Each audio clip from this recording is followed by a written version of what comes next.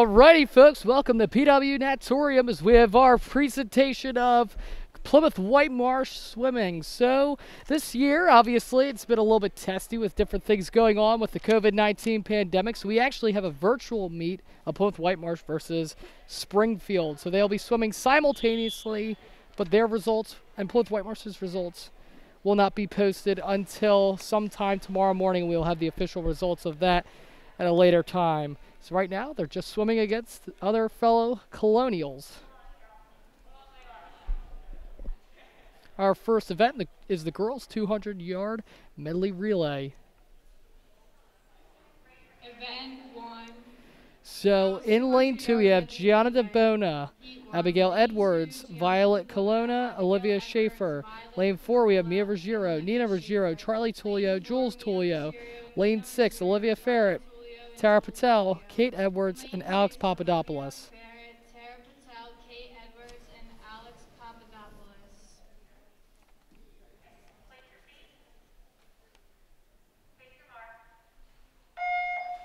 Alrighty, folks, and here is our first race of the day.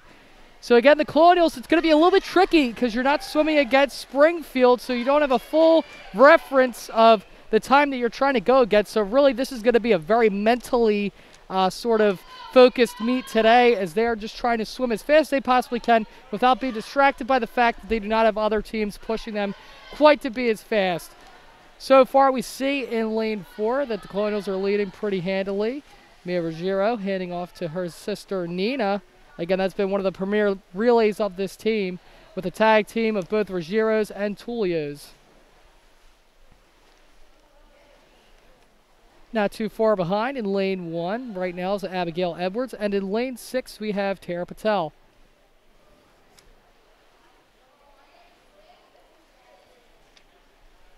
Tonight is also senior night, so at some point we'll be able to have some senior recognition. Looking forward to that. I'm a member of the class of 2021, so I'll be able to see some of my fellow peers of the class of 2021.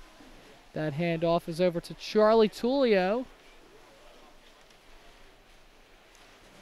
In lane 1, we have Violet Colonna. And in lane 6, Kate Edwards. As you can see, lane 4 getting right down to business, wasting no time. Again, they're just trying to race against the clock and trying to go as quickly as they can and trying to beat Springfield's time. I believe Springfield last year only beat the Colonials by 3 points, so it was a pretty close meet. Additionally, they have a number 4 swimmer in the state. So they are definitely no team to be joked around with. So the last leg here for lane 4 is Jules Tullio. Again, just trying to get a good time here. Not too far behind is Alex Papadopoulos. Alex Papadopoulos, and finishing right now is Olivia Schaefer. So Schaefer clocking in. For lane 4, they clocked in at 2:19, and for lane 2, they clocked in at 2:12.67. Just waiting on lane 6. And we are awaiting their official time here as it shows up on the board. 2:27.95. We're now going to go into event 2, the boys' 200-yard medley relay. In lane 2, we have Bennett, Huey Cavallo, Dean Suchlin, Eli Krasson, and Jimmy Ryan. Lane 4, we have Brennan Coyle, Cameron Hyun, Riley Coyle, and Isaiah Bell. Lane 6, RJ Carbone, Kamani Kenyon Dewey, Jonathan Tavori, and Ben Tavori. Another little older and younger brother handoff there in one of these relays early on.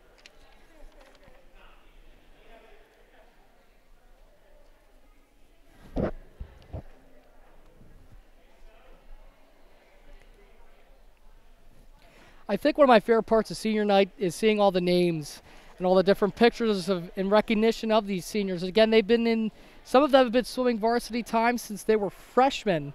Pretty hard to believe, and they've only been getting better. And again, that's the main goal, is just the growth, the process, and the experience of being in a program for 4 years. Bennett, Cavallo, Dean Suchlin, Eli Krasson, and Jimmy Ryan. Lane 4, Brennan Coyle, Cameron Really one of the great parts of any high school experience is getting that senior recognition and just kind of like a nice little pat on the back and thank you for their time that they put into these programs. Again, it's a shame not able to have as many parents as we typically have at these events due to the pandemic. But again, that's why we're live streaming today, so we could be able to give every viewer an opportunity to experience what we're experiencing. And here we go. Event number 2 is underway. Quickly, we see here that Brennan Coyle. Again, it's funny, but I was talking to his brother after the swim meet the other day, and he was calling him an almost an identical mini-me, if you will, and a child prodigy. Again, he's young, and as you can see, he's pretty similar to his brother and how quickly he's able to go through that pool. Have the handoff to Cameron Hyun, again, one of the better swimmers on this program. Deed Suchlin, a senior. He's getting recognized up in the banners tonight. And Kamani in lane 6. Cameron Hyun wasting no time and moving right on down. He's now handing off to Riley Coyle.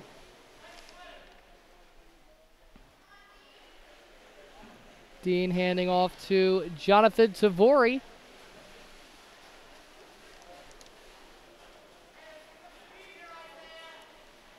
We see here lane 4 pressing the issue. Again, they're racing against time, not having their opponent physically in the pool next to them. Smooth handoff. Now the last leg, Isaiah Bell for lane 4. Currently in lane 1, just handed off to Ben Tavori. Or I'm sorry, to Jimmy Ryan. And we now have Jonathan Tavori handing off to Ben Tavori in lane 6. So lane 4 will finish things up. Isaiah Bell putting them in a pretty good spot.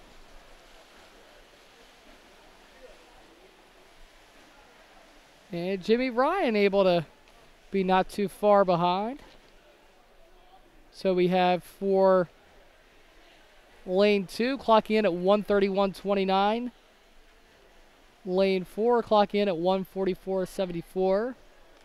And finishing up with Ben Tavori clocking in at, just going to wait for the official time here, 2:16.75. That will now move us into event 3, the girls 200-yard freestyle. So we have in lanes 2, 3, and 4, Gianna DeBona, Jessie Kaplan, and Violet Colonna. Again, it's going to be a little bit weird having a 2, 3, 4 and no other people in any of the other lanes. So probably one of the closest and smallest styles of meets that I think I've called in my time here with CITV. Maybe we'll see. Maybe there'll be some stillness in the water on the other side of the pool, and maybe a little bit more motion in the other side. Getting ready to go here. This meet seeming to already move pretty quickly. Looking like this is going to be a pretty tight race. Neck and neck. I think a slight advantage right now would go to lane 3. No, I'm sorry. Lane 4, Violet Colonna. She's got maybe a half of an arm length lead. And then neck and neck is Gianna DeBona and Jessie Kaplan. Starting to get a little bit of a lead now in lane 3 is Jessie Kaplan. Maybe a hand length lead over Gianna DeBona. And again, a nice little lead here for Violet Colonna. After each push-off, she seems to gain a little bit of advantage, and we start to see a little bit more separation between each lane and their respective placing. A little bit of a catch-up now for Jessie Kaplan, as she's starting to seem like she's catching up with Violet Colonna. We'll see if Colonna can keep her lead Not too far behind Kaplan is DeBona, lane 2.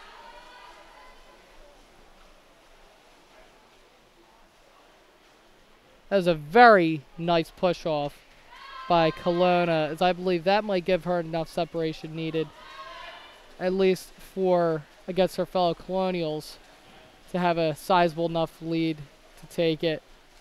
But again, remember, although we only see 3 girls in the pool right now, they are actually virtually competing against a couple other Springfield swimmers.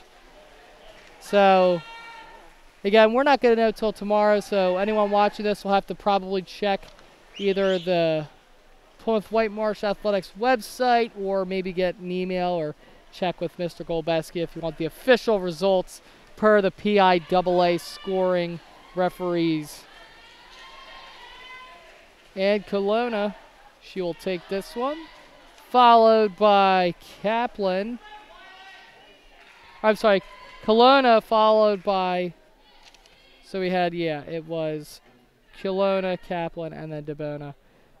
First place time 2:12, second place 2:17:38, and third place 2:20:82. Tripped me up a little bit. It's a little weird seeing 3 in a row, so got to get a little bit used to that. Boys 200 yard freestyle. Lane 2, Benson Davis. So we have the boys 200 yard freestyle now for event 4. We have Benson Davis, Joe Fazio, and Brennan Coyle. Again, 2, 3, 4. In lane 2, Benson Davis. In lane 3, Joe Fazio.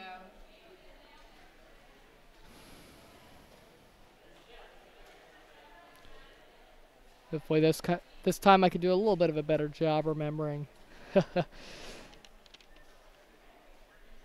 So eventually, once we get to event 9, this meet will be broken up and we'll have the diving portion. So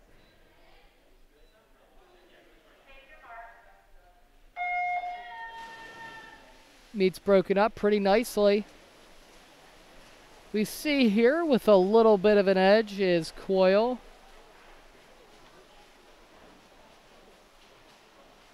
Very nice push off there by Coyle. Not too far behind him is Fazio. And not too far behind Fazio is Davis.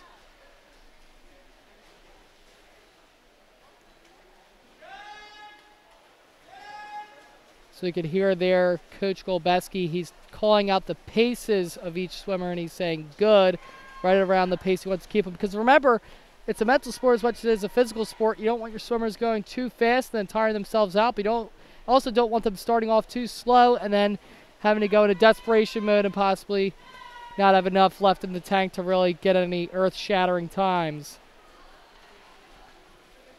Coyle followed by Fazio and then Davis. Now we can hear Coach Golbeski say go, meaning to go a little bit quicker, trying to get them to kick into that next gear and start to really shred through the water and possibly get the time good enough to beat Springfield. Nice little 1-2-3 formation here. Coyle leading Fazio, who's then leading Davis.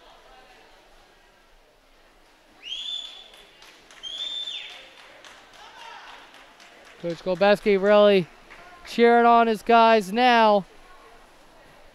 Getting towards the end here.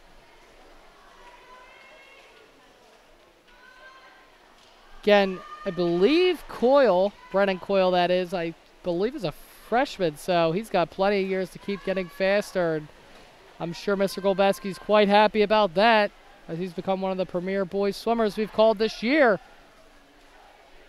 So he'll get first, second place will be Fazio, and third will be Davis. So for Coyle, his time was 2:04.62, then Fazio's 2:09.62, and Davis was 2:12.05.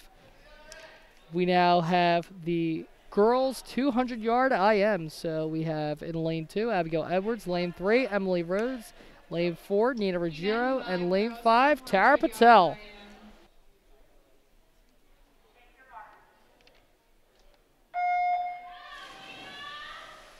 And here they go. Early on, I'm going to say a slight lead going to Nina Ruggiero.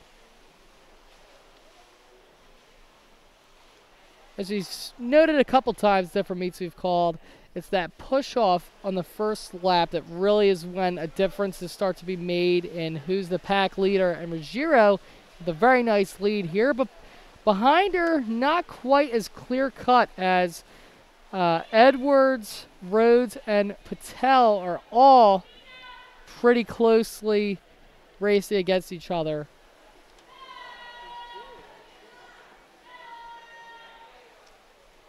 Ruggiero here, again, she just has to remember that even though she has a lead right now versus a Springfield swimmer, it might be a very different story. So again, she's got to remember to just keep going as fastly as possible. I'm going to say slight lead now going to Patel. But again, it's really close. Yeah, Patel, and then neck and neck is Rhodes and Edwards.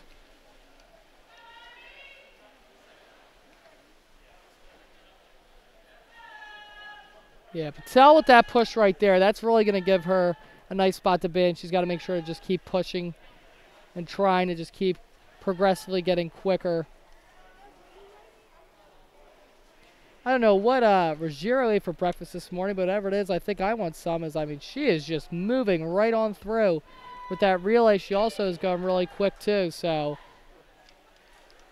again, you can see the many families here in this program. I'm sure many of them sad to see their senior siblings departing after this season. But there's plenty of time between now and then, and I'm sure plenty of records and PRs to be shattered as well. Neck and neck for this last portion here. It's really close. Rhodes and Patel are at an almost tie. Basically, I would call them tied, but Edwards isn't too far behind either. Ruggiero is a woman on a mission. She's going to take that with ease. Now we see, last minute here, Rhodes got a little bit of an extra kick off that last push off the wall, and I think she's going to take this one. And she does. Not too far behind is Patel, and then Edwards.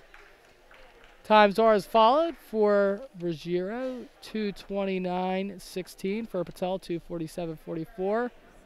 For Edwards, 2:43.38. Our next event is the boys 200-yard IM. We have James McGinnis, also known as Jimmy, Alex Babka, and Dean Suchlin. So 2 seniors in this race.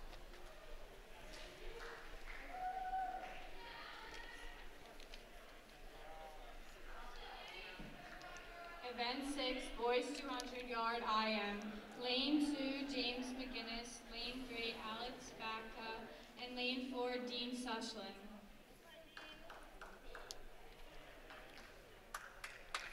We'll see here who could take this one.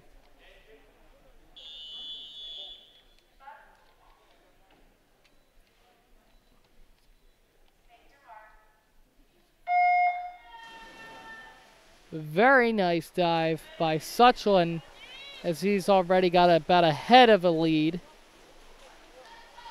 over closely following him McGinnis and then Babka.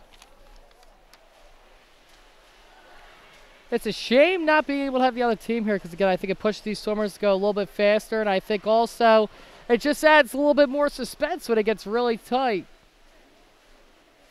Suchlin with a very nice push there. That's definitely going to give him a very nice edge here as he's continually building on his lead. Not too far behind him is Babka, followed by McGinnis. Starting to see here a similar trend as last meet as we see lane 4 both times having pretty early leads that they just kept building on. Here, Coach Golbeski cheering him on, as well as fellow teammate Charlie Tullio. She's telling him to go. Love to hear the encouragement from the teammates. Keep pushing them, especially in a meet like this. When you don't have any other fellow competition to go against, you really need that information that you need to go a little bit quicker and keep the pace. And because, again, you have no idea what your fellow competitors at that other school are doing right now. Babka following behind in suit, as well as McGinnis.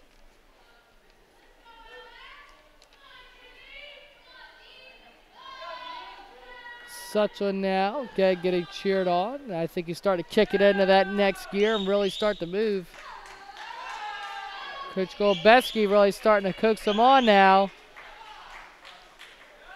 Babka keeping a nice pace behind him, and McGinnis not too far behind Babka. Coach Golbeski letting him hear it as he wants his swimmer to just keep on getting faster. It's Suchland able to get a good time. We'll see if it can hold up tomorrow versus whoever Springfield opponent was. He gets a time of 2:16.75. Babka now clocking in. He gets a time of 2:24.91. And now we have McGinnis going last. We hear his teammates cheering him on as well. Equal love here from all of his Colonial teammates.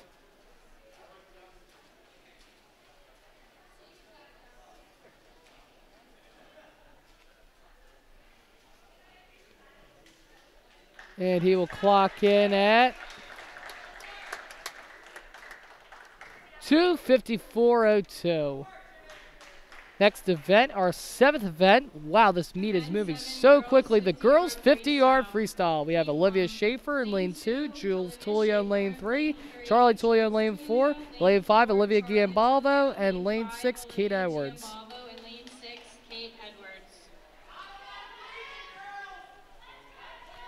So we have here in every lane except one a swimmer, so keep the pool pretty full for this one.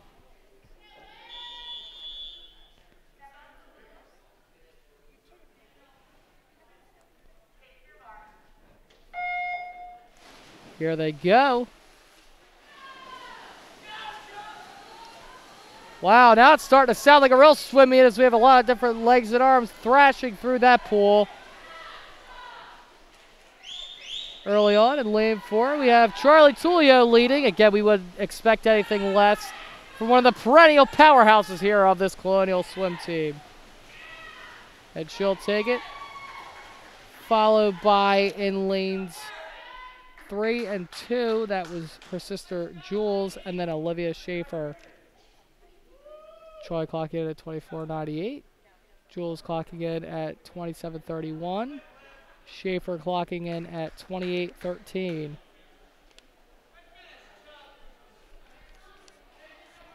I love that event just because of how loud and how quick it is. It's like going to a NASCAR race as if it's in a pool. Next we have the boys 50-yard freestyle. Lane 1, RJ Carbone. Lane 2, Jimmy Ryan. Lane 3, Tom Manley. Lane 4, Cameron Hyun. Lane 5, Kenny Cutler. And lane 6, Ben Tavori.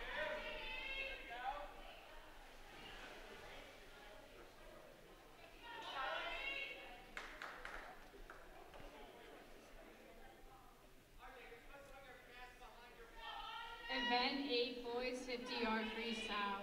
Lane 1, RJ Carbone. Lane 2, Jimmy Ryan. Lane 3, Tom Manley. Lane 4, Cameron Hunt. This will be fun. We have all 6 lanes filled. Ben Tavori.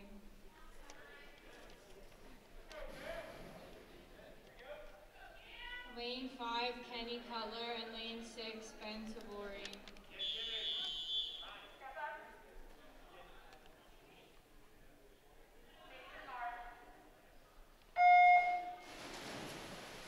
We have a lot of seniors in this, so pretty cool. And I think it goes to show the depth, really, this Colonial squad is just being able to have enough swimmers to fill the pool, even when your competition is not there. We have Hyun with a very comfortable lead.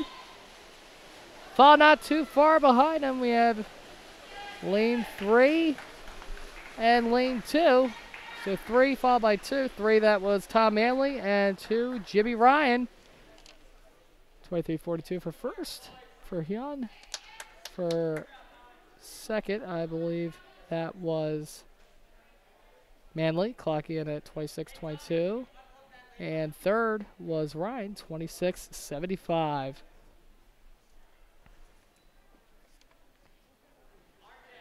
For fourth, we had in lane 5, Kenny Cutler. For fifth, we had in lane 6, Ben Tavori. And I'm sorry, for fifth, Ben Tavori, or Kenny Cutler, and then for sixth, we had RJ Carbone. So we will now take a slight break, and after that break, we will go right into diving. So putting it back in the middle now, a little bit of a change from last time as it was at the end. So we'll have girls diving, followed by boys diving, and I believe senior recognition sometime either before or after, so we'll keep you posted. But for now, we're just going to cut to a quick break. So see you soon, folks. Here's Emily Riley with a 1.7 difficulty dive.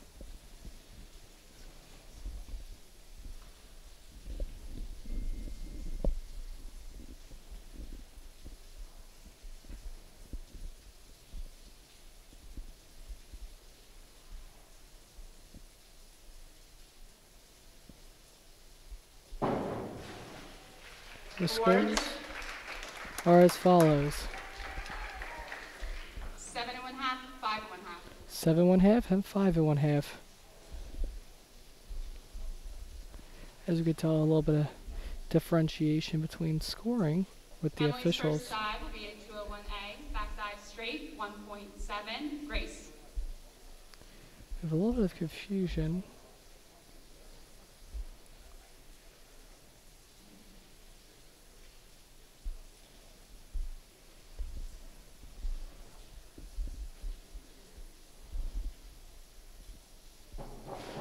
I believe that was Sarah Pedruzzi who just dove instead of Emily Riley. 6 1/2, 5. Her scores are 6 1/2 and 5. We will wait later to have a confirmation. Grace's first dive will be a 201C, back dive tuck, 1.5, wrap. Here's Grace Lynch, the 1.5 difficulty dive.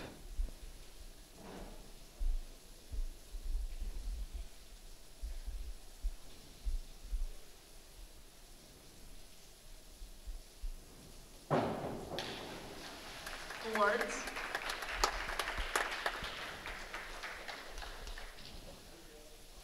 Six and a half, 6 1/2.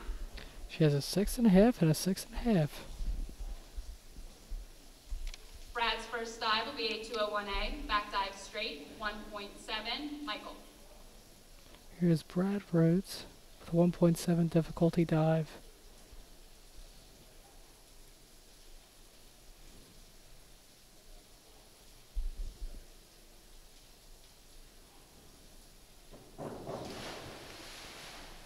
Awards.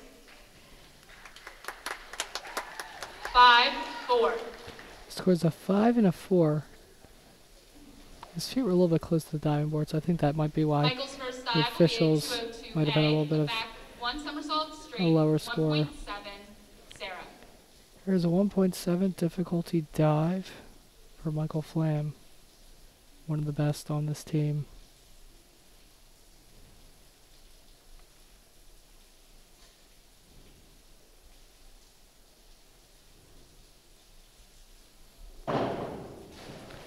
Pretty impressive. You see, it took him a minute to find his center, but once he did. 5 1/2, 5. 5 1/2 and a 5. Next Sarah's we have second dive will be a Sarah 202A, Peduzzi. back, 1 somersault straight, 1.7, Emily. 1.7 dive, difficulty dive.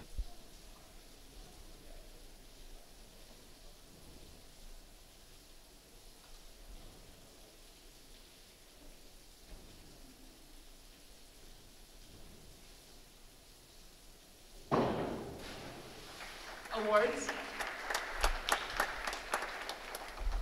6 1/2, 6. She scores a 6 1/2 and a 6. Emily's second You know, dive will Emily be a 202A, Riley back, 1 1.7, Grace. With a 1.7 difficulty dive.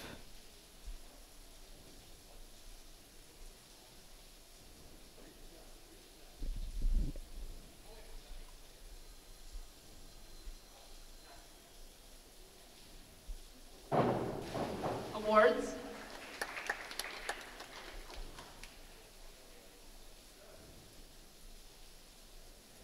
Six, 4.5. 6 and a 4.5. Grace's second dive will be a 203C, back 1.5 somersaults tuck, 2.0, Brad. Here's a 2.0 difficulty dive for Grace Lynch, the only senior on this diving team.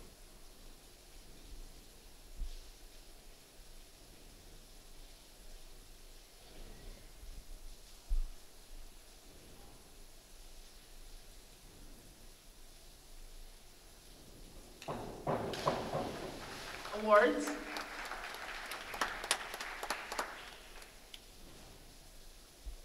Six and 1/2, 5 and 1/2. 6 and 1/2 and 5 and 1/2.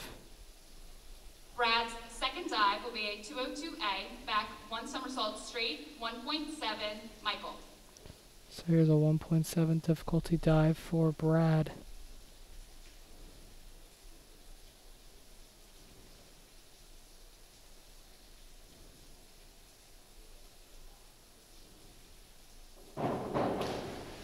Awards.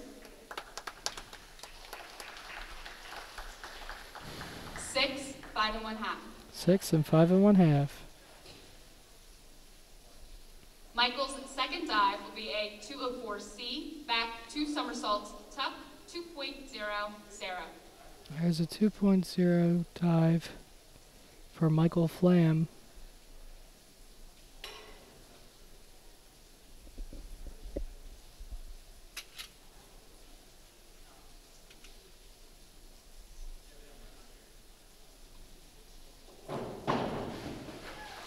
As you see, it takes him a little bit of time to find his footing, but he's able to stabilize himself and I believe score pretty well. 5 and a 6. I know for sure if I tried diving, I probably wouldn't score better than a 0.5. So this is quite challenging. 21D, back 1 somersault, 1/2 twist, 3, 1.7, Emily. There's a 1.7 difficulty dive for Sarah Paduzzi.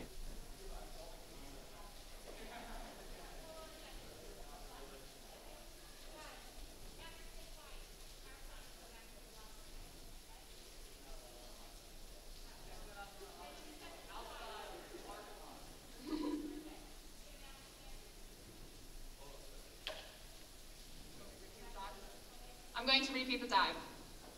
Sarah's third dive will be a 52-21D, back 1 somersault, 1/2 twist, 3, 1.7, Emily. 1.7 difficulty dive for Sarah.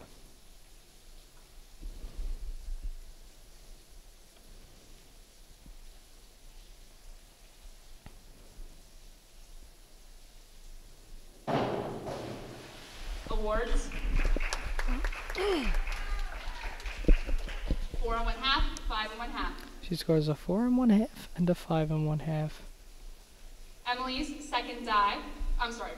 third dive will be a 401B, inward dive pike, 1.5, Grace. Emily Riley with a 1.5 difficulty dive.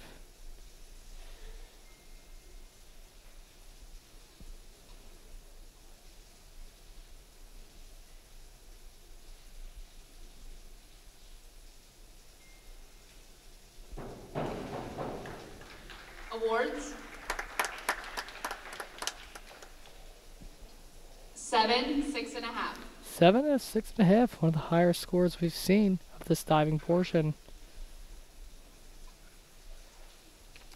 Grace's third dive will be a 104C, forward 2 somersaults tuck, 2.2, Brad. Here's a 2.2 difficulty dive for Grace Lynch. I believe this is the hardest of the afternoon.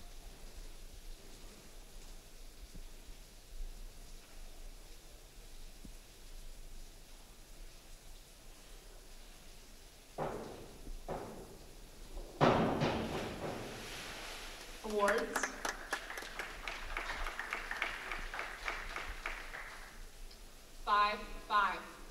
She scores a 5 and a 5. And with that dive, it requires more of a running out. 21D, back 1 somersault, half twist, free, 1.7, Michael. So here's a 1.7 difficulty dive for Brad.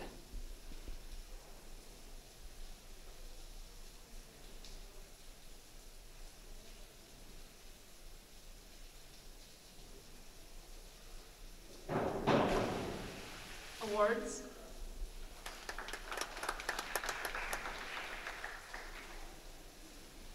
Four and 1/2, 5 and 1/2. 4 and 1/2 and 5 and 1/2. We have Michael Michael's Flam. third dive will be a 304C, a reverse, 2 somersaults tuck, 2.1, Sarah. 2.1 difficulty dive now.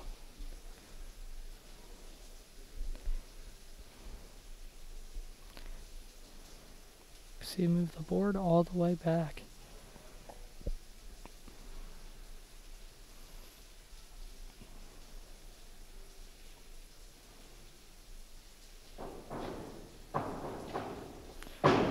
My goodness, what a, he caught some air on that.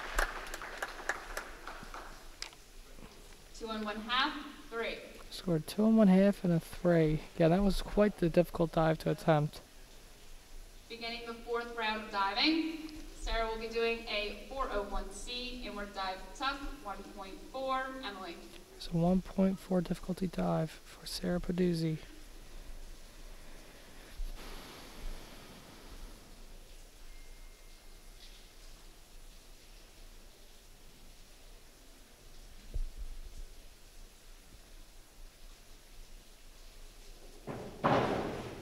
Awards.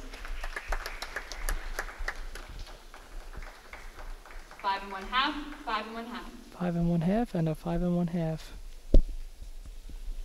Emily's 4th dive will be a 101B, forward dive pike, 1.3, Grace. It's 1.3 difficulty dive for Emily Riley.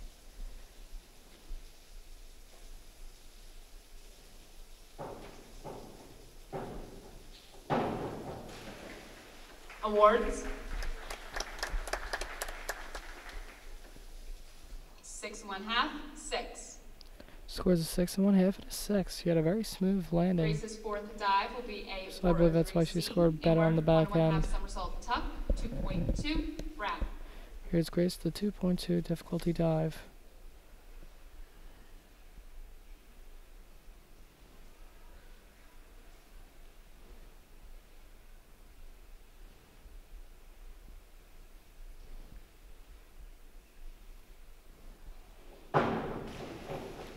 I think that'll be one of her better scoring of the day. Her landing was very smooth. 7, 6. 7 and a 6. Maybe I'm starting to get down diving after calling it Brad's 4 4th dive times. will be a 402C, inward 1 somersault tuck, 1.6, Michael. Here's a 1.6 difficulty dive for Brad Rhodes.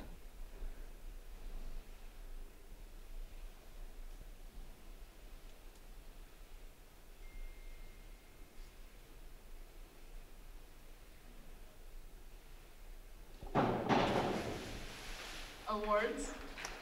Pretty smooth landing.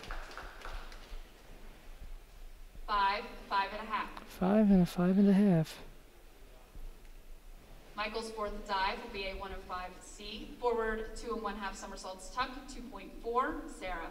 Here's a 2.4 difficulty dive for Michael Flam. Again, we see his preference is really to get that board back as far as he can.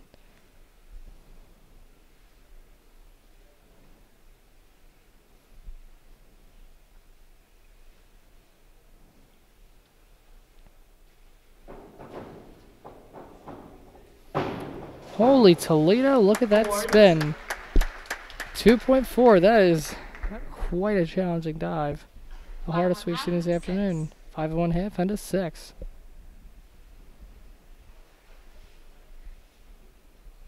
Sarah's 5th dive will be a 402C, inward 1 somersault tuck, 1.6, Emily. Here's a 1.6 difficulty dive for Sarah Paduzzi.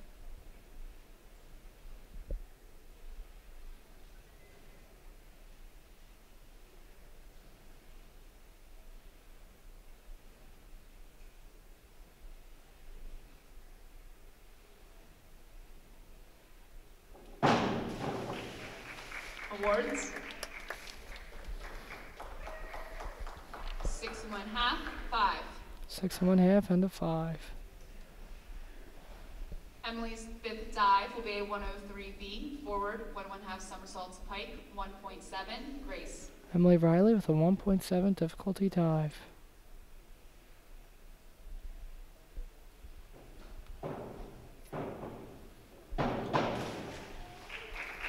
Awards. 5 1/2, 6. 5 1/2 and a 6. Grace's fifth dive will be a 52-23D, a back 1 somersault, 1 1/2 twist, free, 2.3, Brad. Here's a 2.3 difficulty dive for Grace.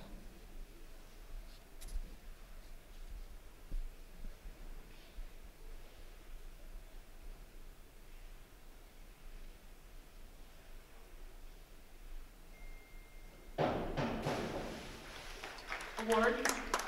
Looks pretty good to me. 6 5 1/2. 6 and a 5 1/2.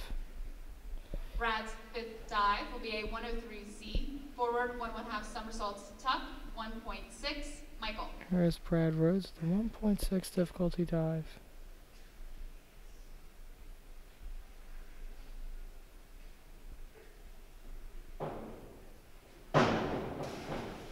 Awards. 6 5 1/2. 6 and 5 1/2. Michael's fifth dive will be a 403C, inward, 1 1/2 somersaults tuck, 2.2, Sarah. Here's a 2.2 difficulty dive from Michael Flam. You see he moves the board more towards the front with a dive like this.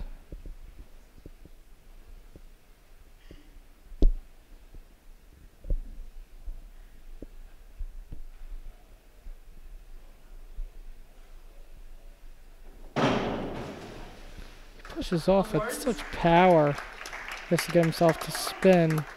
6 6 1/2. 6 and 6 1/2. Beginning our 6th round and final round of diving. Here's the last Sarah will round be of doing a diving. 103B, forward, 1 1/2 somersaults pike, 1.7, Emily. Here's a 1.7 difficulty dive for Sarah Paduzzi.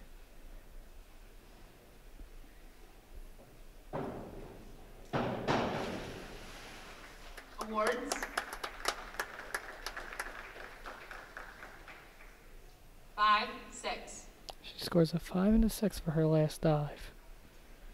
Emily's sixth dive will be a 52-21D, back, 1 somersault, half twist, free, 1.7, Grace. Here's a 1.7 difficulty dive for Emily Riley.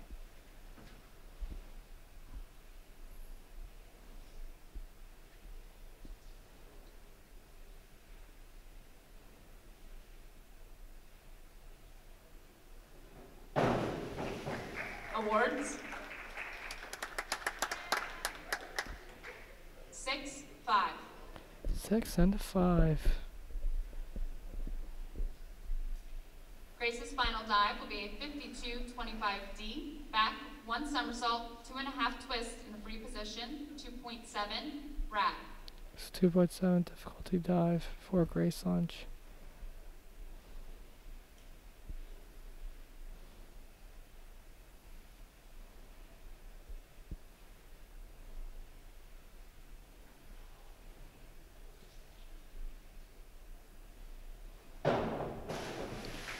The final dive on senior night for the only senior on the swim team, on the diving team. 4 1/2. 6 1/2 and 4 1/2. Brad's final dive will be a 104C, forward, 2 somersaults tuck, 2.2, Michael. Here's Brad Rhodes' final dive, a 2.2 difficulty dive.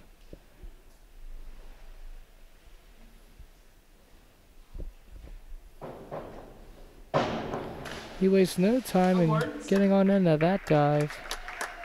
He seemed ready to spring off the board almost immediately. 3 1/2. 4 1/2, 3 1/2. And finally, our last dive of the evening, Michael's Michael's Flam. final dive will be a 51-32D, Forward, 1 1/2 somersaults, 1 twist, free, 2.2. 2.2, difficulty dive.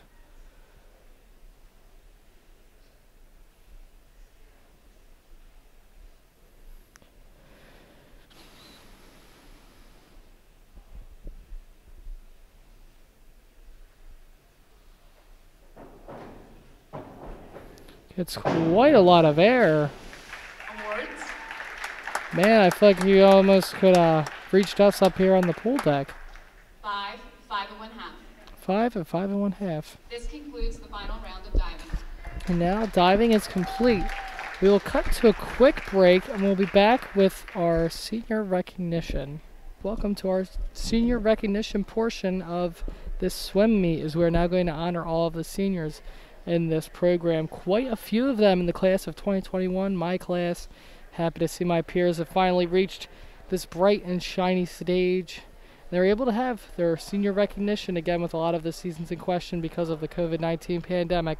Nice to see them be able to enjoy this night. Joe Armstrong, he's been on the team for 3 years. Joe Armstrong, the first senior that we're honoring. Joe's plan is to attend Temple University next year, where he doesn't know yet what he's planning on studying. He is planning on studying political science. Congratulations, Joe, and good luck in the future. Joe Armstrong plans to go to Temple, and he wants to major in political science. I actually, in steering committee, was able to work with him as he's the president of our class in freshman year. RJ Carbone. He's been on the swim team for the past 3 years. RJ currently has no future plans or hasn't decided on where he plans to attend, nor does he know which major he will be studying. So he has a lot to figure out in his second semester, and we wish him all the luck. RJ Carbone, who currently is undecided with what his future plans are.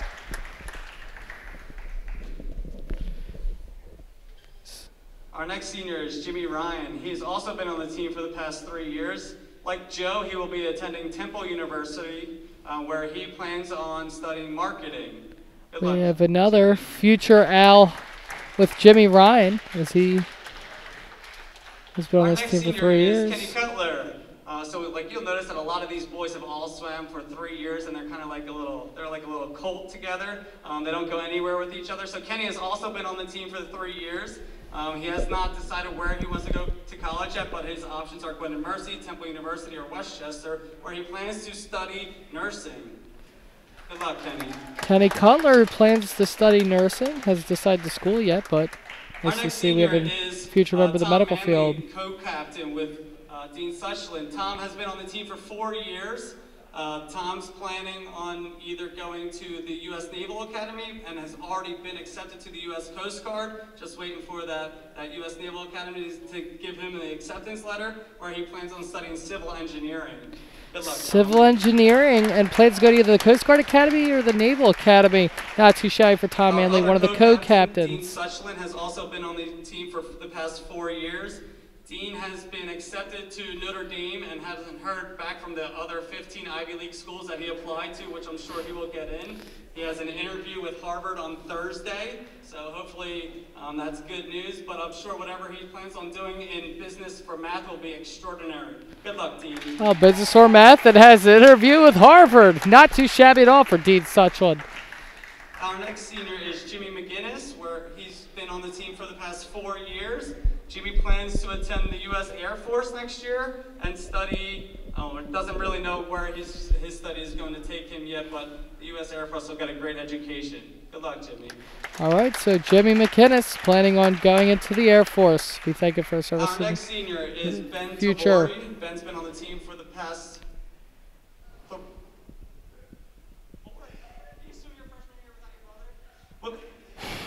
Ben has been on the team for the past 4 years. He's undecided where he wants to go yet, but has options of going to Temple, Westchester, Ohio State, or Bloomsburg, where he plans on studying business.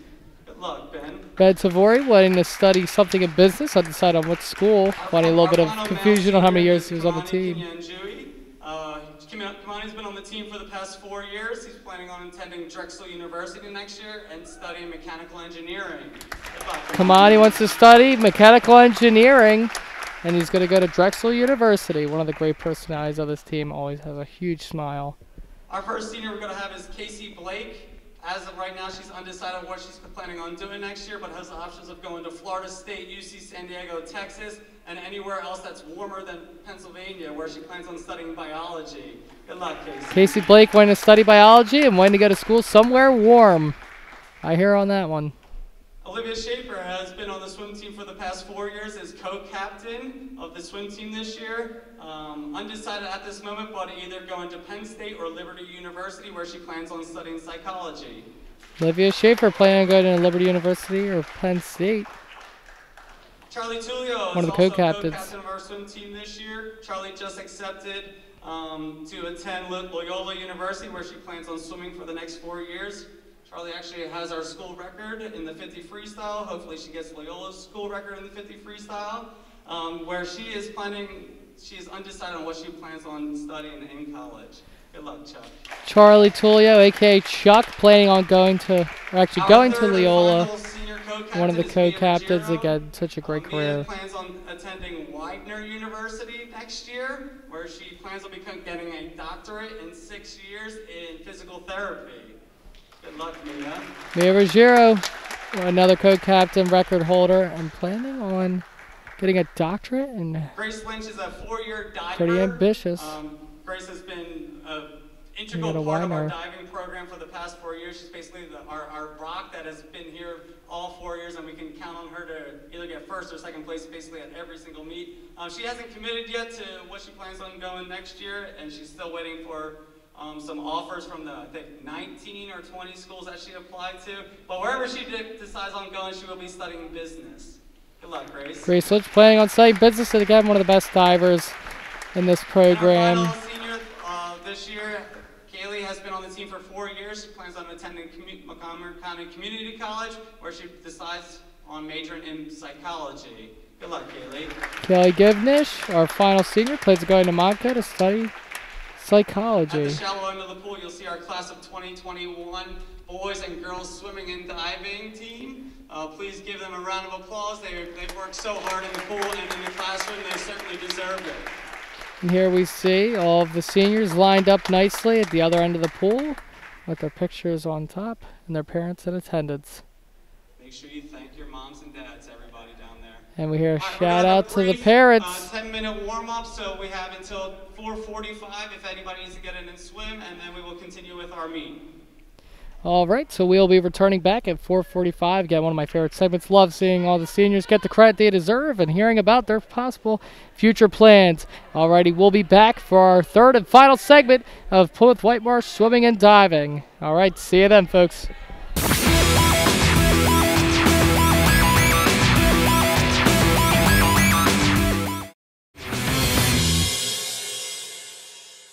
Alrighty, welcome back for our third and final segment of this swim meet.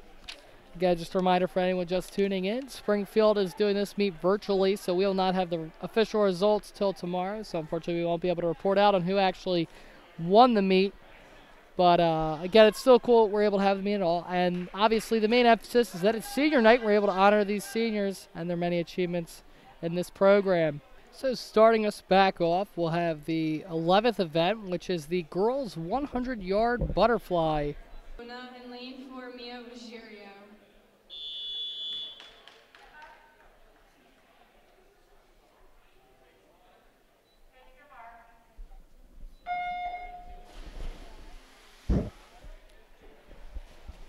Here we go. Again, we see one of the trademarks of Ruggiero's style is being able to stay submerged for so long after she pushes off, and it really just gives her these huge leads early on in these races that are just almost insurmountable.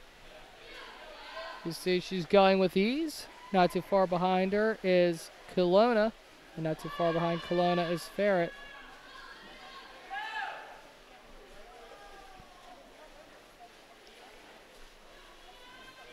Again, it's just amazing how quickly she could swim. I believe she just committed to Widener University either today or yesterday, so fresh off the acceptance into Widener's program. And she actually says she wants to be a doctorate, so good for her. Having a plan and sticking to it. She'll get first. Making it almost look easy. Right behind her is Violet Colonna. And coming down the stretch is Olivia Ferret. For Rogero's clocked in at 1 flat, then 94. Colonna clocked in at 1:08:04, and Ferret clocking in at, on the official time, 1:30:06.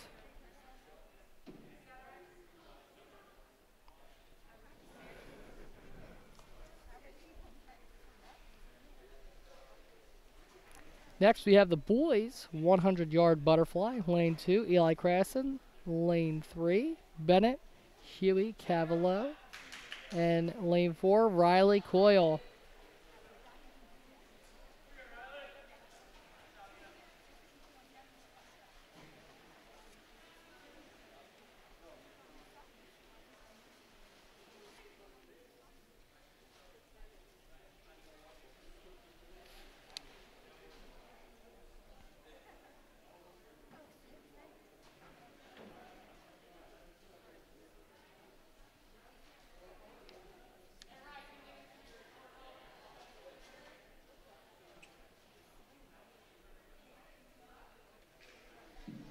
Event 12, boys 100-yard butterfly. Lane 2, Eli Crasson. Lane 3, Bennett, Cavallo, Huey, and lane 4, Riley Coyle.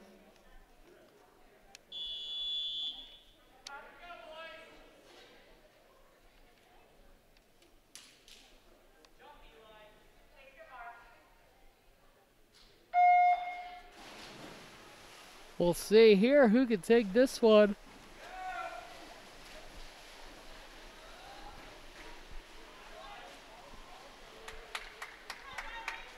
Coyle with a nice lead.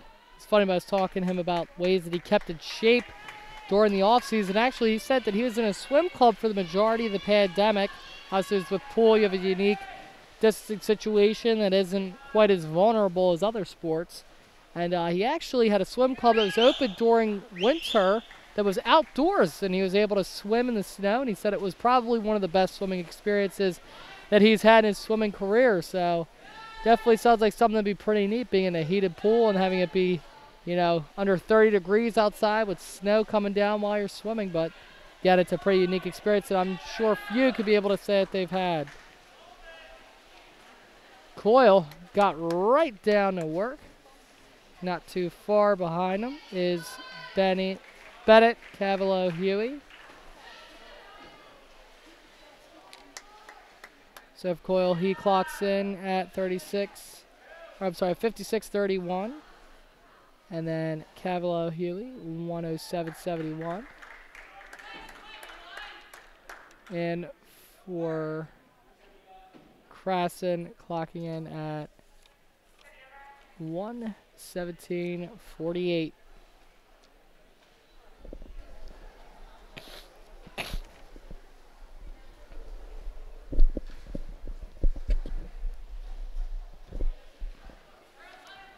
Our next event, the girls 100-yard freestyle. We have in lane 2, Olivia Gambavo. Lane 3, Jules Tullio. Lane 4, Charlie Tullio. Lane 5, Nicole Graham. Lane 6, Serena Alvarez. Battle between the Tullios here. That should be fun. Again, I'm sure one of the added benefits of being able to have the pool auto ourselves, if you will, with Springfield having the meet at their home arena, so we're able to fill up almost every lane. Lane 2, Olivia Giambavo. Lane 3, Jules Tullio. Lane 4, Charlie Tullio. Lane 5, Nicole Graham. And lane 6, Serena Alvarez.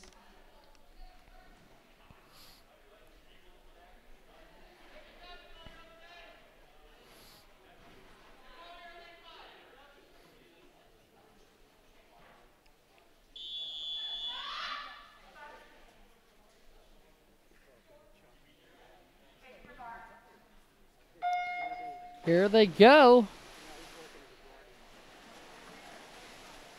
Early on, we have an edge here for Charlie Tullio. Chuck is They've coined her on the tee. Even Coach Golbeski.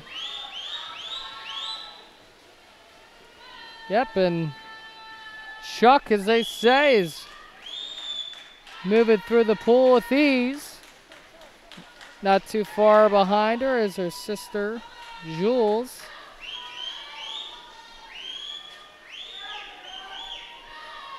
Wow, look at Charlie go. Not too far behind Jules Tulio is Olivia Giambalvo.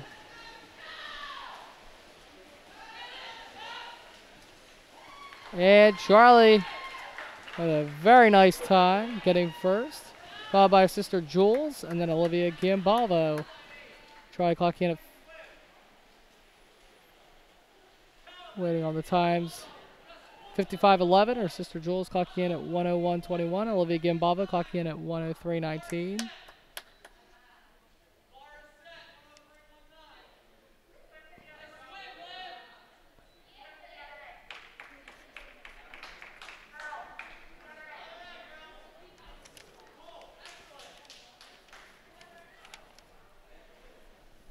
They all were moving pretty quick, and they all looked a little bit tired after that one as they were moving. We'll see if Charlie's time's able to hold up against her Springfield counterpart. So we have Joe Armstrong in lane 1, Tom Manley in lane 2, Brennan Coyle in lane 3, Cameron Hyun in lane 4, Kamani Kenyon Dewey in lane 5, and James, a.k.a. Jimmy McGinnis, in lane 6.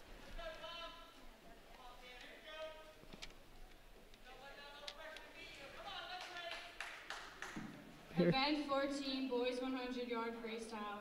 Lane 1, Joe Armstrong. Lane 2, Tom Manley. Lane 3, Brennan Coyle. Lane 4, Cameron Hunt. Lane 5, Kamani Kenyon Jr. And lane 6, James McGinnis.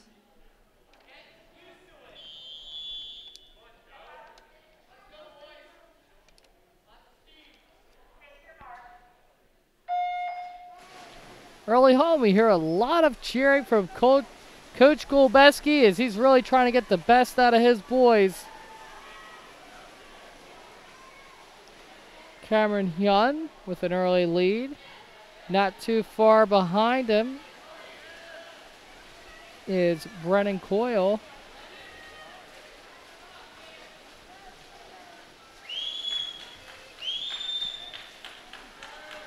And in third, we have Tom Manley.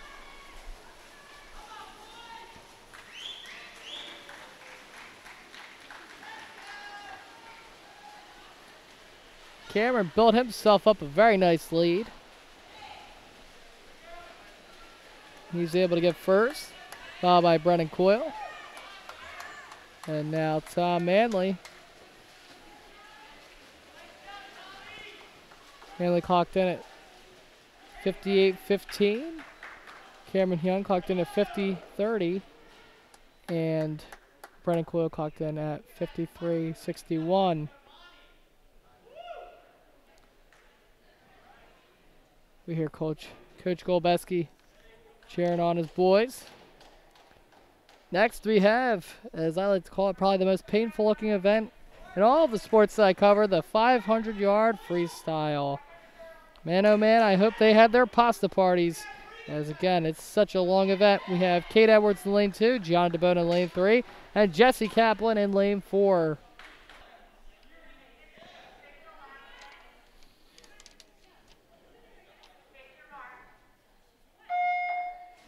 Godspeed, ladies.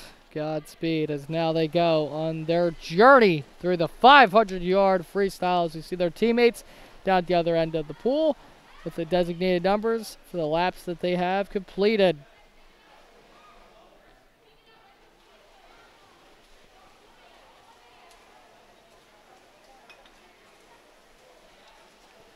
Pretty even. Again, you can't really gauge too much out of the beginning portion of this because, again, they're just trying to set a pace. None of them really have quite tapped into what their full speed is just yet. But early on, slight lead for Jesse Kaplan. Then not too far behind her is Kate Edwards, Gianna DeBona.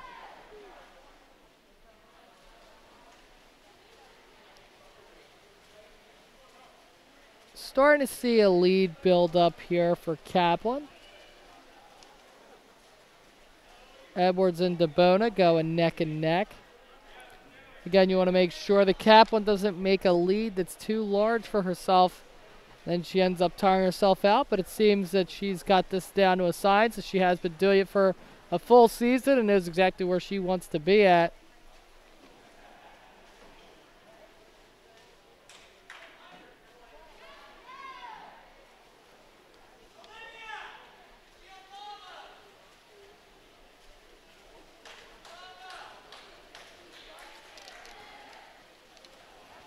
Kaplan definitely starting to get a little bit of spacing here. Followed by Edwards and DeBona. But again, it's always a lot of fun when you watch this because not a whole lot is gauged until you get to that last couple laps, and then that's when they just out of nowhere just kick to life, which is really amazing because of how long that they've been going, and then out of nowhere just like bam, they just start moving, and it's really impressive. I mean, the cardiovascular shape that you have to be in doing an event like this, I mean, they could probably run a mile, swim a mile, bike a mile, you name it. I mean, they'd be a prime candidate, really, if you want to do a triathlon. I think they'd be able to pull it off. I'm sure in the off-season they're doing plenty of running and biking, and I'm sure they're trying to get in the pool too, but definitely just anything to keep the cardio shape where it needs to be.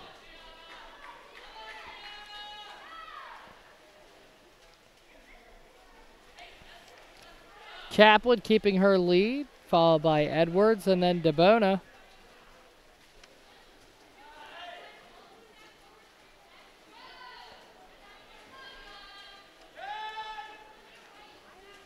Coach Golbeski saying they're keeping around the pace that they should be.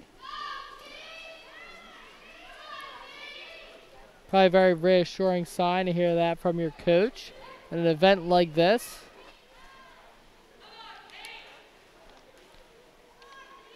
Here I'm coaxing on Kate Edwards, who's still keeping it pretty close to Kaplan as of right now.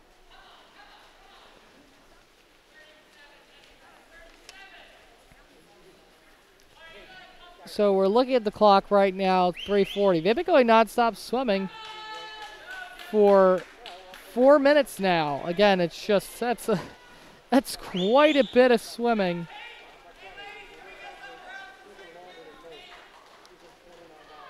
Coach Golbeski making sure that his swimmers cheer on their fellow swimmer in the pool. So trying to, I suppose, get Kate Edwards to keep pushing herself, because she might be near a personal record. Kaplan doing her thing. We hear a little bit of healthy competition being encouraged by Coach Golbeski to try to really get the best out of his swimmers. And now he's starting to say to Kaplan, go, signifying that she's really towards the back end. And like I said earlier, she could really start to kick in to that final gear.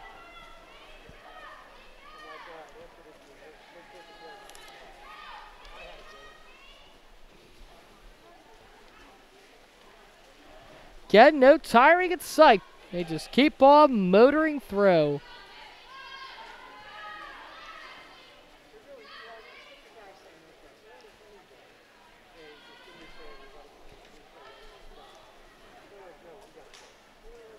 Kaplan with a pretty nice lead over her Colonial counterparts.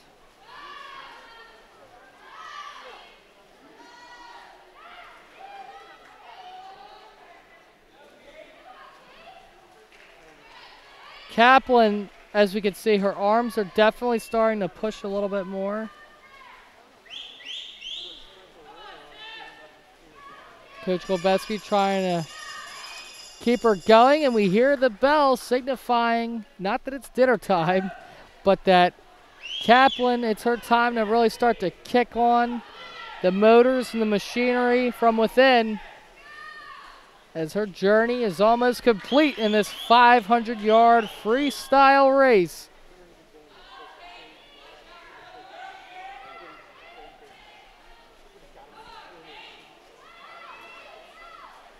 Kate Edwards not too far behind.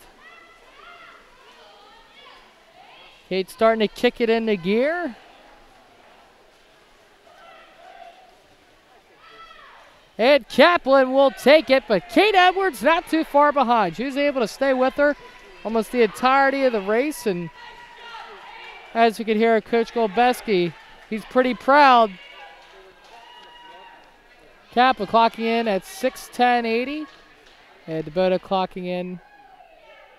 I'm sorry, and Edwards clocking in at 6:16.10. And DeBona clocking in at 6:29.80.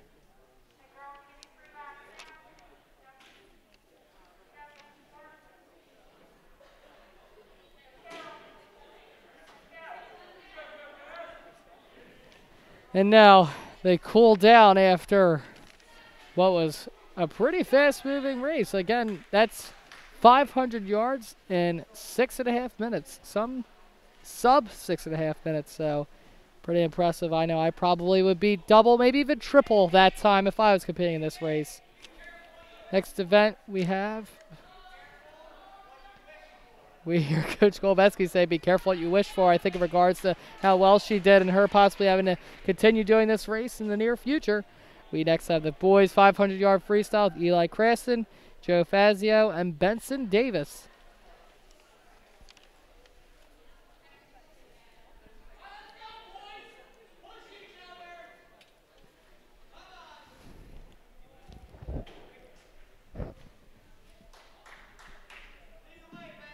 Event 16, boys 500-yard freestyle. Lane 2, Eli Crasson. Lane 3, Joe Fazio. And lane 4, Benson Davis.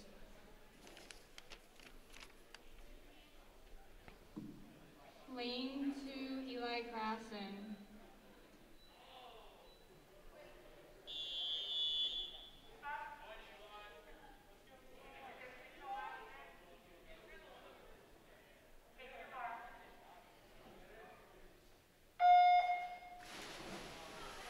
And now the second journey through the 500-yard freestyle is upon us. Again, we can hear Coach Golbeski trying to push those boys to push themselves and each other through this race, again, as they don't have any other Springfield competitors going against them. So they want to make sure that they can push each other to go as quickly as possible, again, as they are unaware of what their time with their competition in Springfield is doing right now. Again, great to hear the words of encouragement from Coach Golbeski as he continues to push his swimmers to be the best swimmers that they possibly could be, as you can't ask a coach to do much more.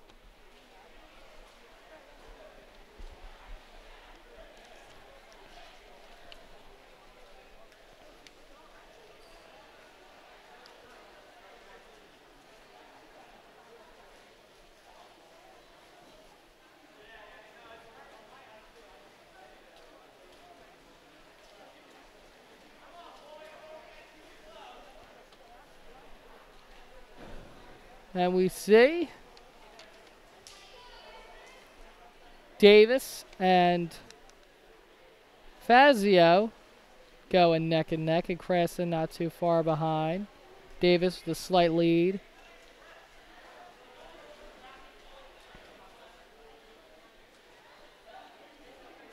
Almost at a virtual tie, moving in almost complete synchronization.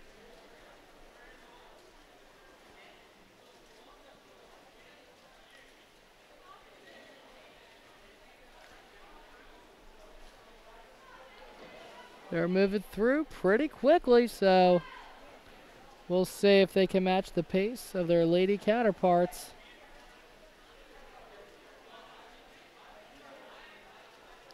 Davis with about an arm length advantage, probably less, over Fazio.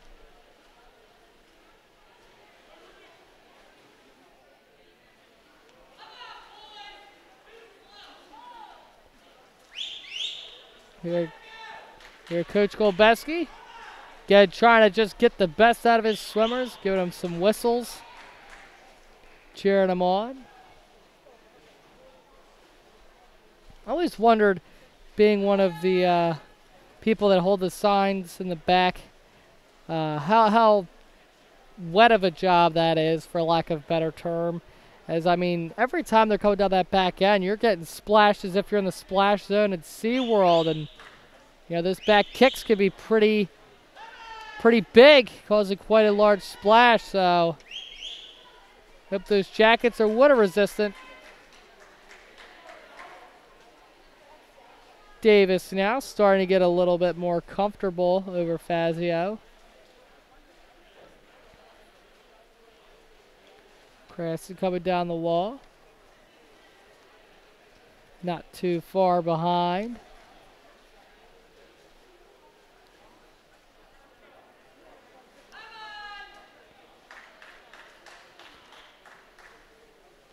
I wonder how well in a swim cap and submerged you can hear Coach Golbeski. I always wondered if the swim caps really hurt or helped hearing. I'm sure they're probably thin enough that it probably doesn't play too much of a factor.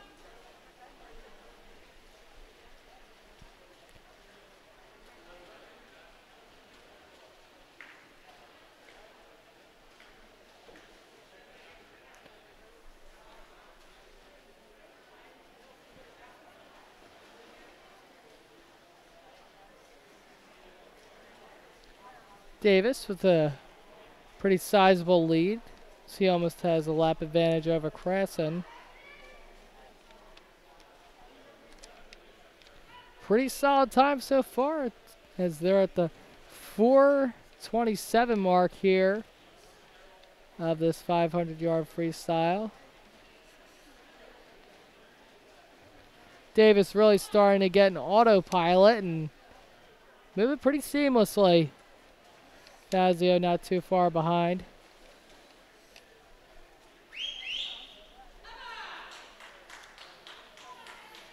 Again, we hear how vocal Coach Golbeski is. Never a lack of energy from him, and we can hear his encouragement to his team.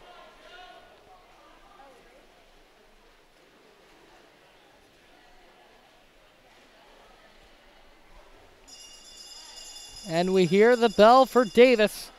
I'm sure he's pretty excited to hear that bell, as he now knows he's got to kick it into gear as he's almost done.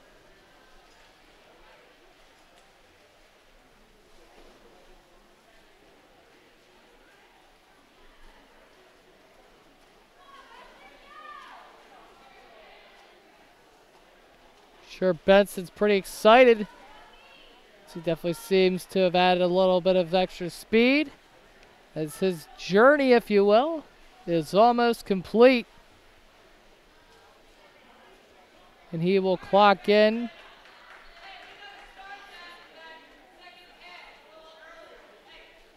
at 5:46.11. Not too shabby at all. Fazio clocking in at 5:59.95.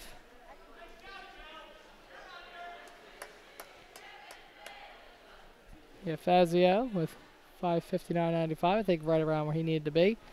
And now Crasson coming down towards the end. It's funny, but we hear Coach Golbeski talk about the pacing that Benson needed, and he actually made a reference to Benson's brother, Jake, who is a senior just a couple years ago in this program, and he did the same event.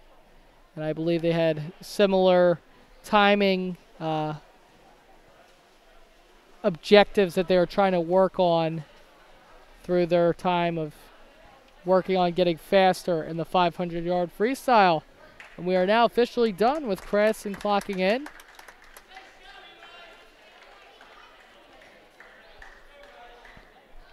Eli Crasson clocking in at 6:48.28. We now move to event 17, the girls 200-yard freestyle relay. We actually have 3 relays for the Colonials. We have Olivia Giambalvo, Olivia Schaefer, Abigail Edwards, and Emily Rhodes. Then in lane 4, we have Charlie Tullio, Nina Ruggiero, Violet Colonna, and Jules Tullio. Lane 6, we have Tara Patel, Serena Alvarez, Nicole Graham, and Alex Papadopoulos. I think something to note here would be that last time we saw this event, Charlie handed off directly to Jules, but this time Jules is going to be the anchor and Charlie is going to start.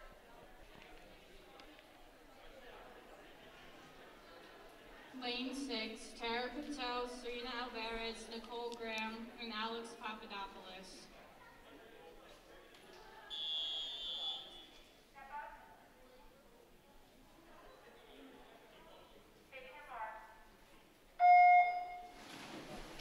Alrighty, here we go.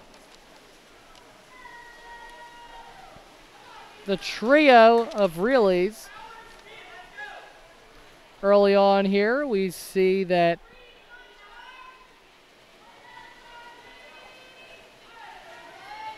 Tulio with a lead. Tulio passes off to Nina Ruggiero. And in lane 1, we saw Gibava pass to Schaefer. Lane 6, we saw Patel pass to Alvarez.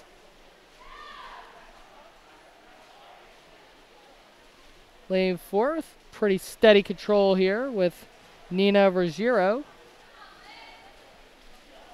She is now passing off to Violet Colonna.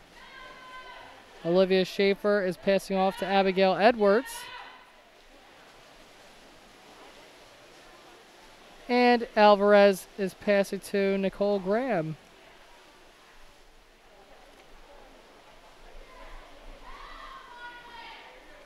Very nice lead was built here by Violet Colonna. She goes to Jules Tulio. And Edwards passing to Rhodes. Funny, but we hear Charlie Tulio cheering on her sister Jules. She said that's one of the things that made both of them such great swimmers. Here's Papadopoulos now coming into lane 6. She said that was one of the things that made them such great swimmers was they'd always push each other to try to get faster and faster, and a lot of family-friendly competition throughout their different summers, different swimming programs and teams. So again, we can see the benefits of having familial swimming. Lane 1 finishing up with Rhodes, and now Papadopoulos coming down the stretch in 6. Lane 4 clocking in at 1:48.38. Lane 2 clocking in at 1:56.75. We now wait Lane 6's finish of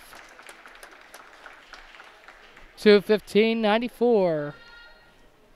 We are now in event 18, the boys 200-yard freestyle relay. Lane 2, we have Dean Suchlin, Alex Babka, Jimmy Ryan, Jonathan Tavori. Lane 4, Isaiah Bell, Brennan Coyle, Tom Manley, Cameron Hyun. Lane 6, Joe Armstrong, Ben Tavori, Kenny Cutler, and James McGinnis.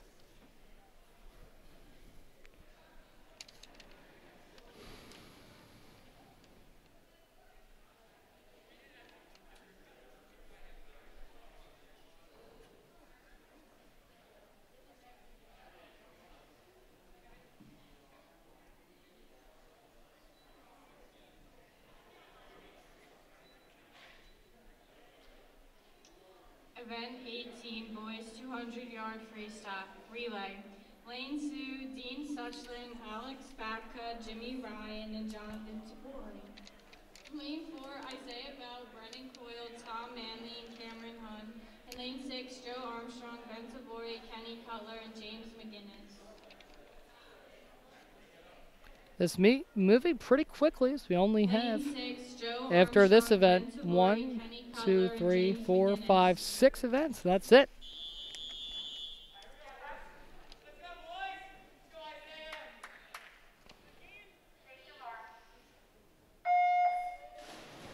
Here we go. Early on here, we have a pretty stiff competition between lanes 2 and 4. Lane 6 not too far behind.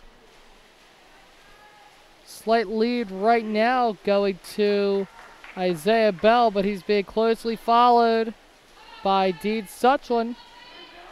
Suchlin passing off to Alex Babka, and Bell passing off to Brennan Coyle.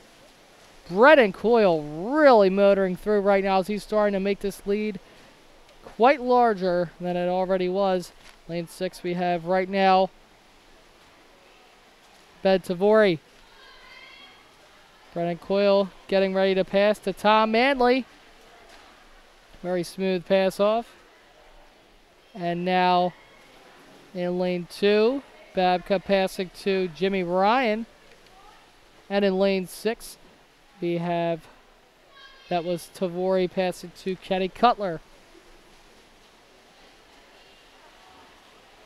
Manley now getting ready to pass to Hyun. As the anchor, you can definitely see why they chose him, as he's one of the fastest swimmers on this boys team. Lane 1, Ryan passing to Jonathan Tavori. And in lane 6, we have Cutler passing to McGinnis. And Cameron Hyun, me oh my, waste no time in breezing right on through the pool. Coach Golbeski nods as he looks pretty proud of his boys' time.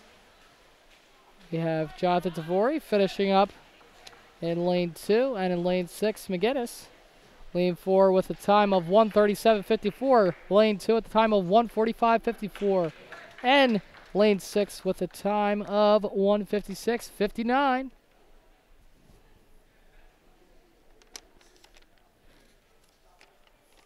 We had a little bit of a change in the lineup for the girls' 100-yard breaststroke. So instead of Tori Patino, we will have Olivia Schaefer, followed by Olivia Schaefer in lane 2, followed by Olivia Ferret in lane 3, and Mirajiro in lane 4.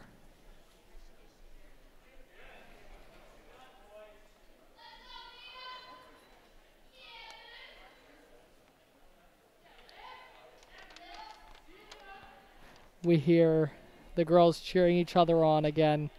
Love to see some nice sportsmanship and competition between these girls. Event 19, girls 100-yard backstroke. Lane 2, Olivia Schaefer. Lane 3, Olivia Ferret. And lane 4, Mia Ruggiero.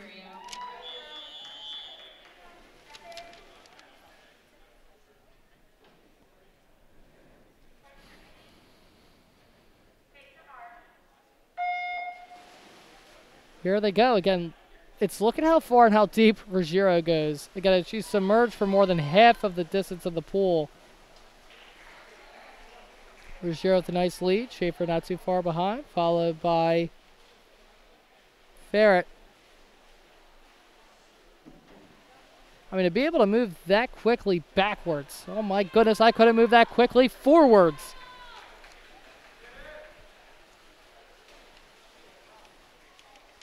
Schaefer not too far behind.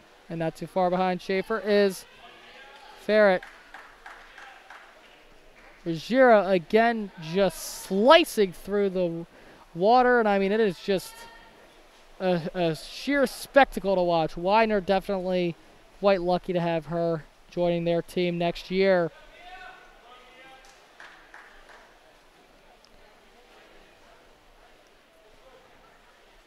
Almost sub 1 minute. She will get 1:01.98. Dangerously close to breaking under a minute.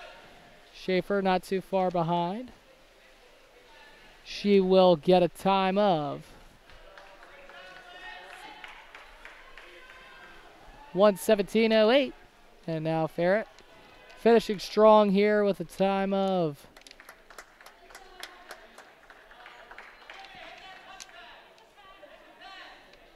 1:33.91. Now we have the boys 100-yard backstroke. In lane 2, we have Sun Sun Liu. Lane 3, Bennett, Cavallo, Huey, and lane 4, Riley Coyle.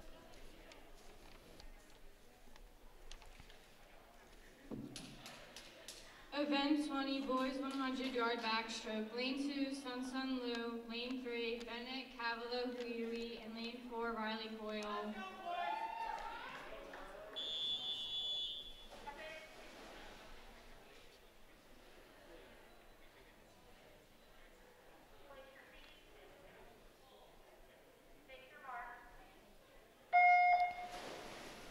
Here they go. Wow. So early on, I just want to point out there that Riley Coyle was submerged for well over almost 3/4 of the length of the pool. I mean, see how long he stays submerged? And then when he pops up, how fast he's able to move. It gives him an almost unfair advantage over his competition, and definitely we'll see if anyone at Springfield's able to match him tomorrow, but as of right now, I doubt that. Not too far behind him is Bennett, Cavalo, Huey, and then Sun Lu. Wow. Look at him go. I think he's going to break under a minute here. He's dangerously close, and I think he will. Yes, he does. Very impressive showing for Riley Coyle.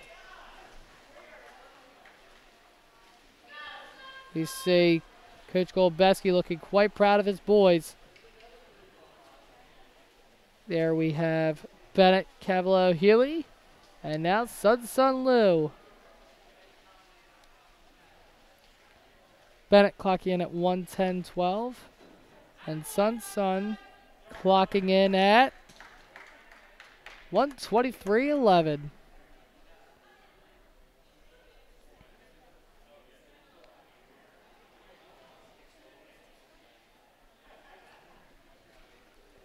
Now I have to look at my sheet because we have a slight correction here, but we're in event 21, the girls 100-yard breaststroke.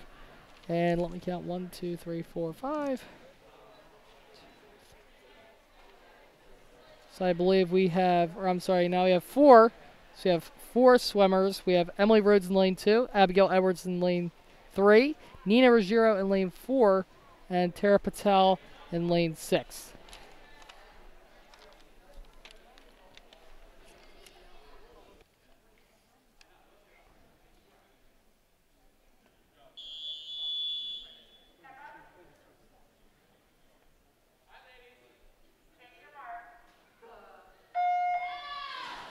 Here they go.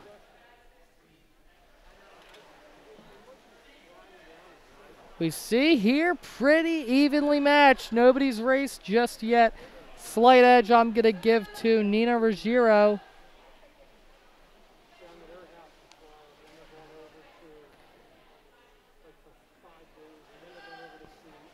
We see Nina, like her sister Mia, is able to stay submerged for so long and able to just distance herself enough where she can feel pretty comfortable. Closely fighting behind her. This is going to be pretty close. For second, we have Rhodes and Edwards. But Patel keeping it pretty interesting too.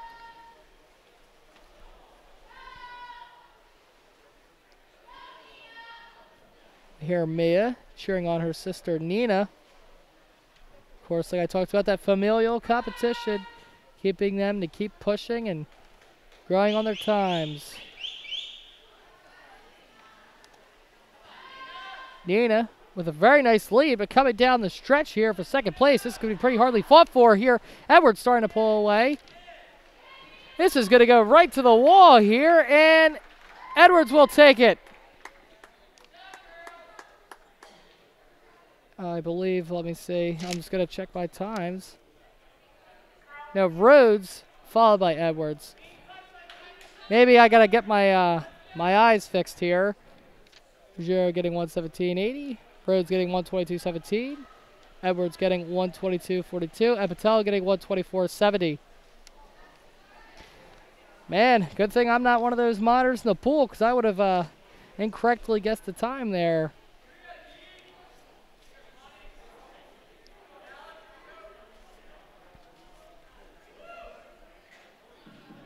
Event 22, boys 100-yard breaststroke. Lane 2, Kamani Kingyal-Juni. Lane 3, Alex Batka. And lane 4, Dean Suchland. We have the boys 100-yard breaststroke. Kamani Kingyal-Juni in lane 2. Lane 3, Alex Babka. Lane 4, Dean Suchland.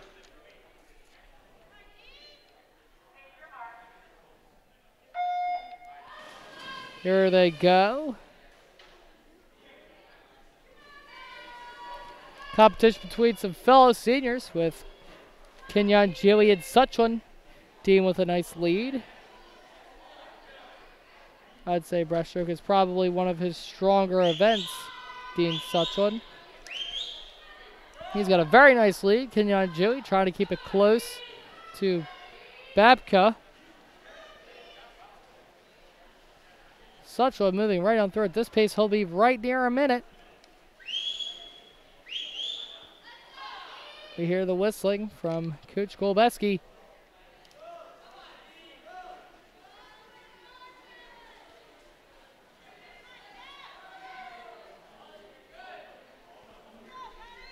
Suchel close to a minute. Here, Coach Golbeski cheering him on. He does a pretty nice job. He will clock in at 1:05.09. We have Babka coming in now, followed by Kenyon Dewey. Babka clocking in at 1:14.83. And Kamani Kenyon Dewey clocking in at 1:19.76.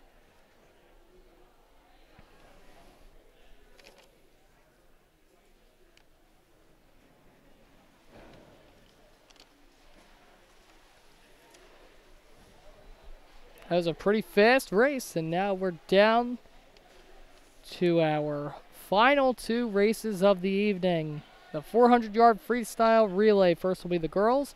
We have in lane 2, Kate Edwards, Nicole Graham, Serena Alvarez, Alex Papadopoulos, and in lane 4, Mira Giro, Olivia Giambalvo, Jessie Kaplan, and Gianna DeBona.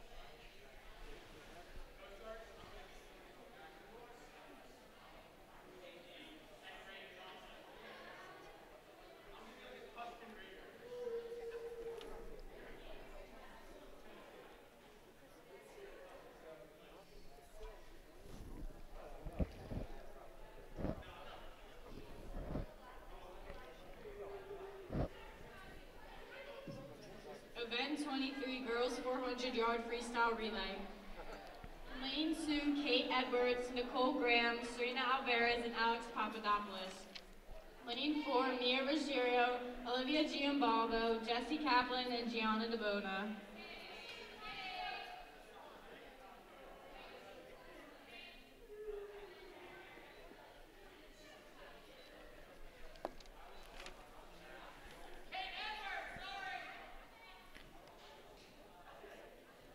We see Ruggiero waiting anxiously as she seems ready to get to work.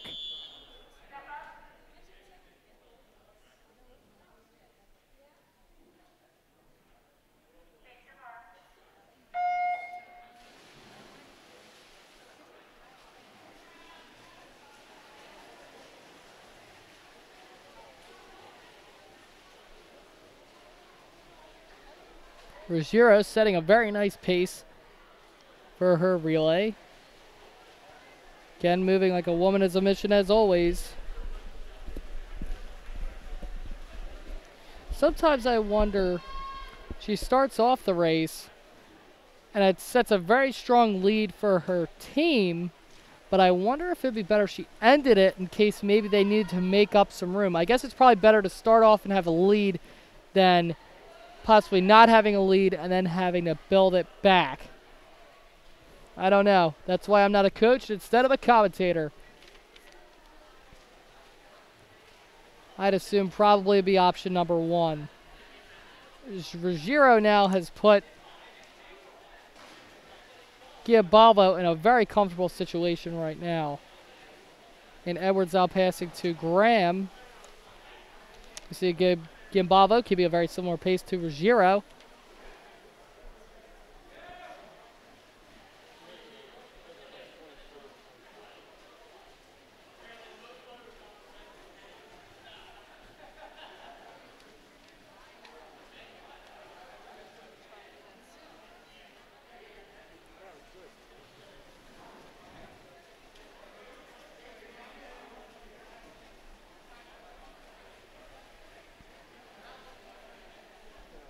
Giambalvo starting to really set a very nice lead here for lane 4. Graham not too far behind. Again, Ruggiero put a really big dent in that just given how fast she is. Plus, I mean, Edwards has completed a 500-yard race as well as several other different races, including not too long ago being in the 100 yards, so she's probably gassed. It's a long night.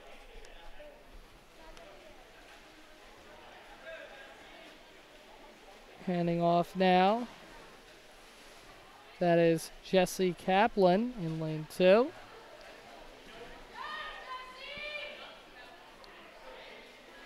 Currently, I'm sorry, that was Serena Alvarez. Kaplan now in lane 4 with a very nice lead. She's getting ready to hand off to Alex. I'm sorry, handing off is Jessie Kaplan. Jessie Kaplan handing off to Gianna DeBona.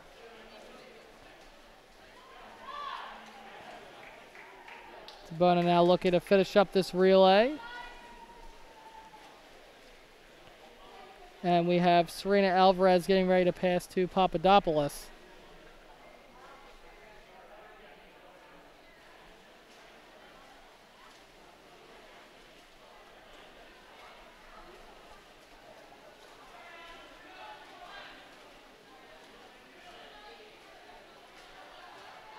Papadopoulos with a thumbs up and a smile as she's getting ready for her relay.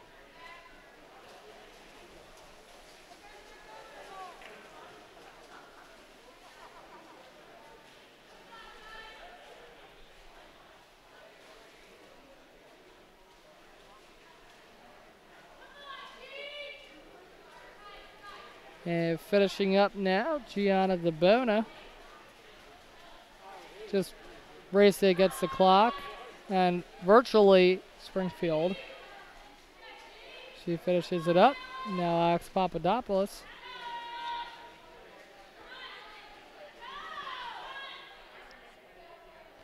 She's now got just a little bit left. And then she's done. And that will wrap up the girls events. Then we just have one more, the boys 400-yard freestyle. We hear Mia Ruggiero encouraging her fellow Colonials to cheer on Alex Papadopoulos. They got a great sign of leadership from one of the co-captains, encouraging her team to support one of her fellow swimmers.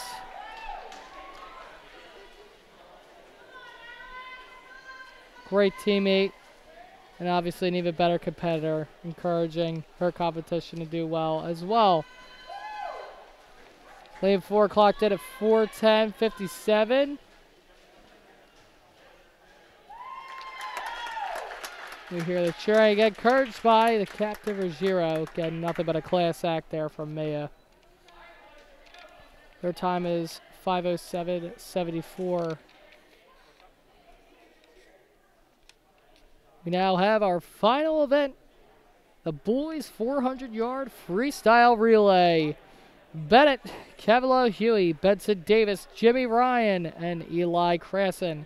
Then in lane 4, Riley Coyle, Tom Manley, Isaiah Bell, and Joe Fazio. Lane 6, RJ Carbone, Joe Armstrong, Kenny Cutler, and Declan Lynch.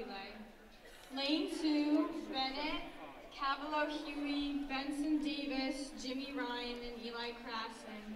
Lane 4, Riley Coyle, Tom Manley, Isaiah Bell, and Joe Fazio.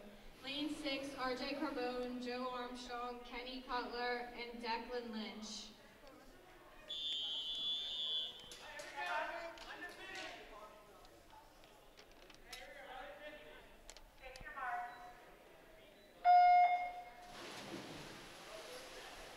And here we go. Early advantage going to Riley Coyle. He's looking like he probably wants to get rolling from the PW Natorium as he is wasting no time and just breezing on through that pool. At a very similar pace in lane 6, we have RJ Carbone, who's following behind Bennett, Cavalo, Huey.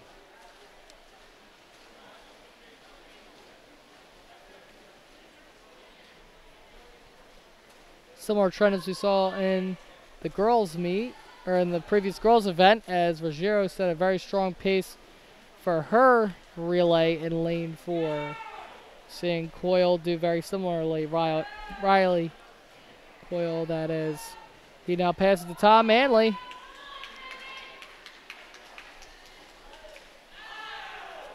And with a very strong pace. Again, he's saying about going to either the Coast Guard or the Naval Academy, or the Coast Guard Academy or the Naval Academy. So he's definitely got to make sure that he's got his swimming legs as well as his sea legs, as I'm sure he'll be near and in quite a bit of water over his time in the next 4 years, and possibly even later than that. Currently in lane 1, we have Benson Davis. And in lane 6, we have Joe Armstrong. Or, I'm sorry. Benson Davis, lane 2, lane 6. Yes, Joe Armstrong. Okay. Gotta make sure I caught myself with that one. Medley still doing his thing. He's now getting ready to pass to Isaiah Bell. Isaiah Bell without the cap and moving through the water with the flow going. Maybe he's waited till a later meet to then put his cap on so he could just keep working on trying to improve his time. I know that's a strategy some of the swimmers use. Here's Davis passing to Ryan. And we have Armstrong passing to Kenny Cutler.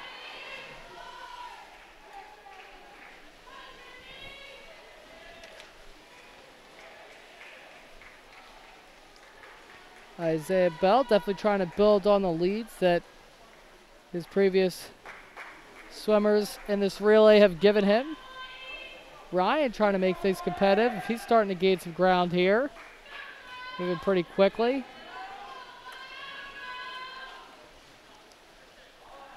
Pass off now between Bell and Joe Fazio. Joe Fazio now officially entered in as the anchor.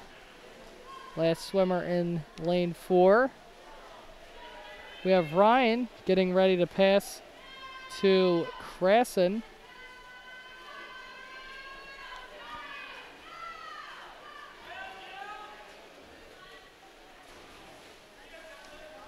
And we have Kenny Cutler getting ready to pass to Declan Lynch.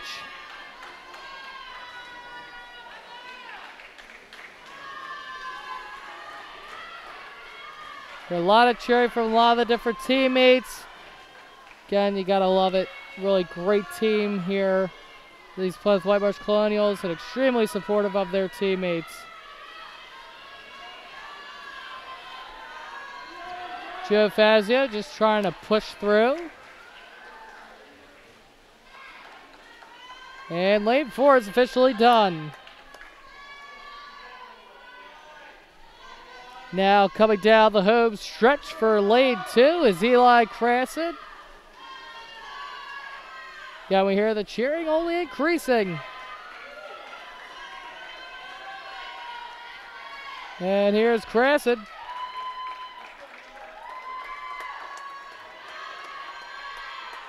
And finally, we have Declan Lynch. He's moving on through, and he is the last swimmer of our meet today. And that's it. First place time was 3:46.01. Second place was 4:07.79, and third place was 4:30.02. So there we have it, the last event. Quite different story with today's meet, finishing at 5:45, as last week's didn't finish till almost 7:30. So we're definitely appreciative that Springfield could help us out a little bit, chop down some of the time in between different events in the meet. Again, official scores will be revealed tomorrow morning, so we'll not be able to provide them to you during this live broadcast. I believe now we might have a short break, and then we're going to resume with a second senior recognition event that I believe might involve the parents. So we'll keep you posted with that. And we'll have a nice little closing wrap here for our senior night celebration. So we'll be back shortly. See ya shortly, folks. Thank you. Alrighty, folks. Welcome to our presentation of the senior speeches. So we'll now hear from our seniors talking about their experience here in the Plymouth Whitemarsh swimming program. Take it away, seniors. Hi, Joe, or as my dad would say, President Joe, as Joe is president of the CMS 8th grade class. I met Joe as he was friends with my sister Gwen, and I got to know him better when I started swimming last year. Gwen is probably the reason we became friends, but I think we have grown a tighter bond from the swim. I wanted to thank you for everything you have done for the past 2 years. I have learned so much from you. Thanks for always telling me how much I suck at swimming and how I am so much slower compared to you. You have pushed me so much with always comparing 100 times and seeing who's better. Sometimes, not very often, you even beat me. I love at practice how we always sing whatever songs that are playing in the background. Something I won't miss is how you dunk my head under the water or splash me in the face so that my contacts fall out and I can't see for the rest of practice. Or how at the beginning of practice I'm sitting by myself and you tell me how much of a loser I look like with no friends. And I definitely won't miss when you try to punch me in the face and I flinch and you make fun of me for it. I know you said to me how much you wanted to see the coaches cry at my speech because they cried at the speech you gave last year. I personally don't remember the speech you gave last year, but I hope this is a good enough speech for you. And I just wanted to say that I will miss you so much next year, and hopefully I will find new friends to talk to during practice.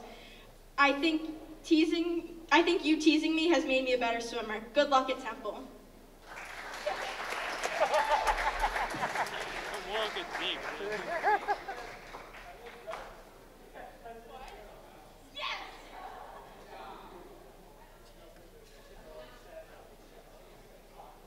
All right, is there anyone who wants to go next? All right, Shishi. Oh, I gotta go over here. My bad. Only some of that last speech was true. I wasn't that mean.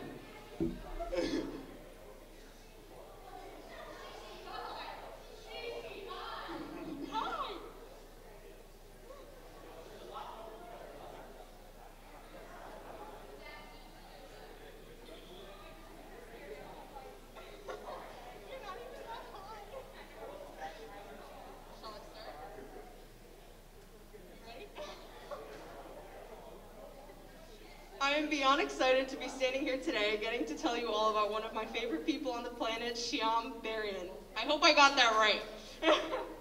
Also known as our sweet Shishi. It all started preseason of 2019. I joined in the very middle of the preseason, not knowing many people or having much skill, but you changed that. I remember throughout the whole time, whether it was in the weight room or in the pool, you always encouraged me to do my best.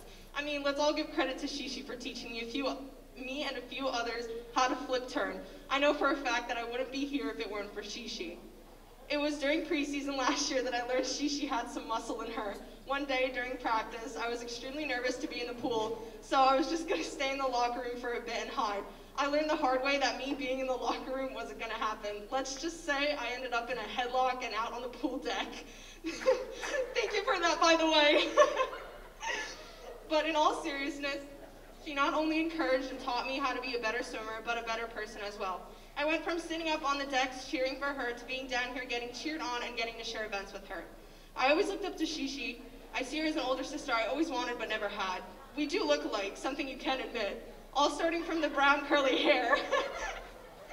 I was sitting up on the deck for a meet alone and someone tapped me on the shoulder. Now keep in mind, no one I knew was there with me. I turned around and I saw the English teacher, Mr. Gallagher. He awkwardly said hi and walked away. I learned later on from Shishi that he was actually looking for you and mistaken me for her. So really, it isn't just me who thinks we look alike. Shishi is someone you know you can always count on, whether it's to crack a joke or to help you wipe the tears off your face. I could always go to her for anything, and I'm extremely grateful to have met such a powerful, wonderful, amazing young woman. Today is both an amazing and sad day because I know that next year on the pool deck, I won't get to see Shishi with her sweet, welcoming smile. But I know she'll be doing great things where she's headed next. It was a true honor to get to be on the team with you, Shishi, and grow a friendship with you to a point where we both are considering you adopt me. I'm so proud of how well you are doing and how amazing you will continue to become. I certainly am going to miss you around the halls and in the pool. Thank you for all the crazy, happy times and memories you have made with me. Continue to be the amazing person you are, and I wish you the best of luck for what's to come. I love you, Shishi.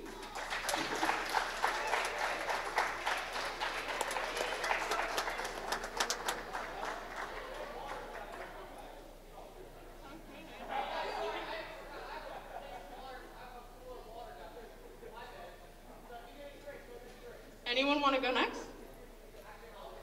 No?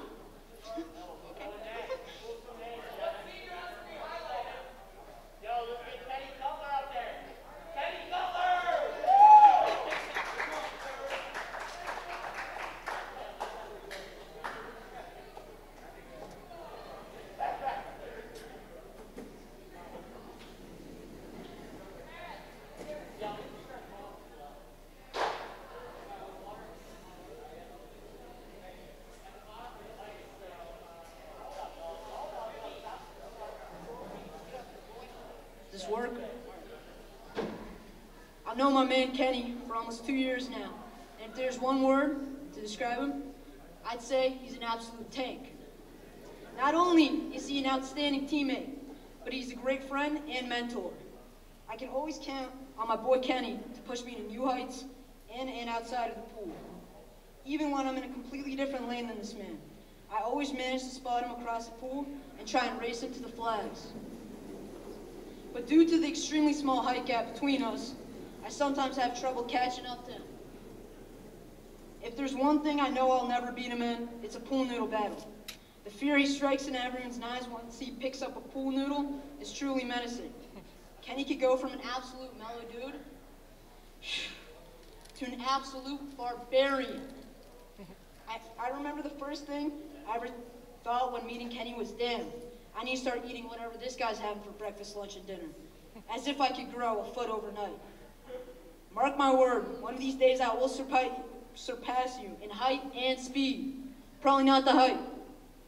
I really do wish you the best of luck in the near future and hope you accomplish all your goals in life. Swim's not gonna be the same without you, bro. Don't have too much fun in college, homie. Keep it real.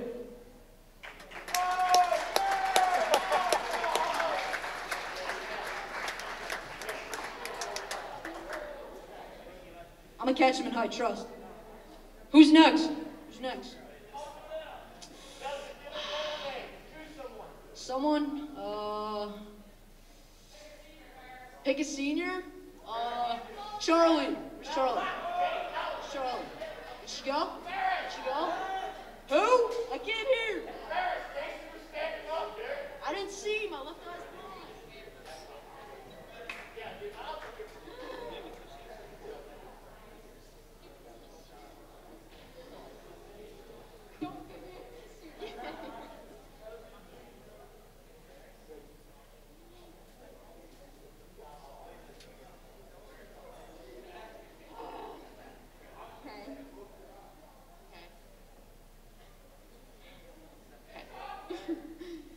God, where do I start?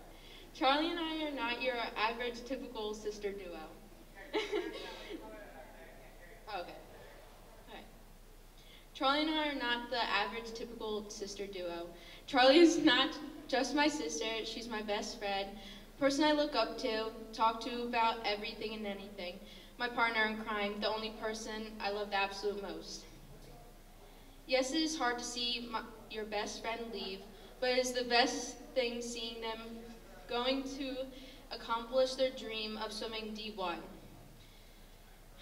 Even though it's not my sport, she has been my swimming partner since we were 5. I don't know how I'm going to get through 2 years without you by my side on and off the pool deck every day. You're leaving me alone with Mom and Dad.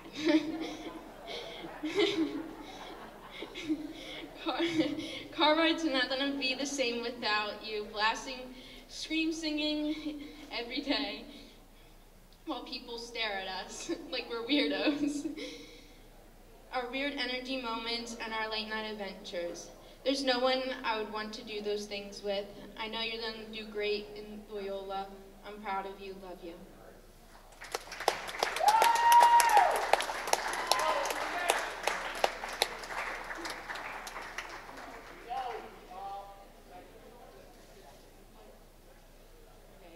Dean.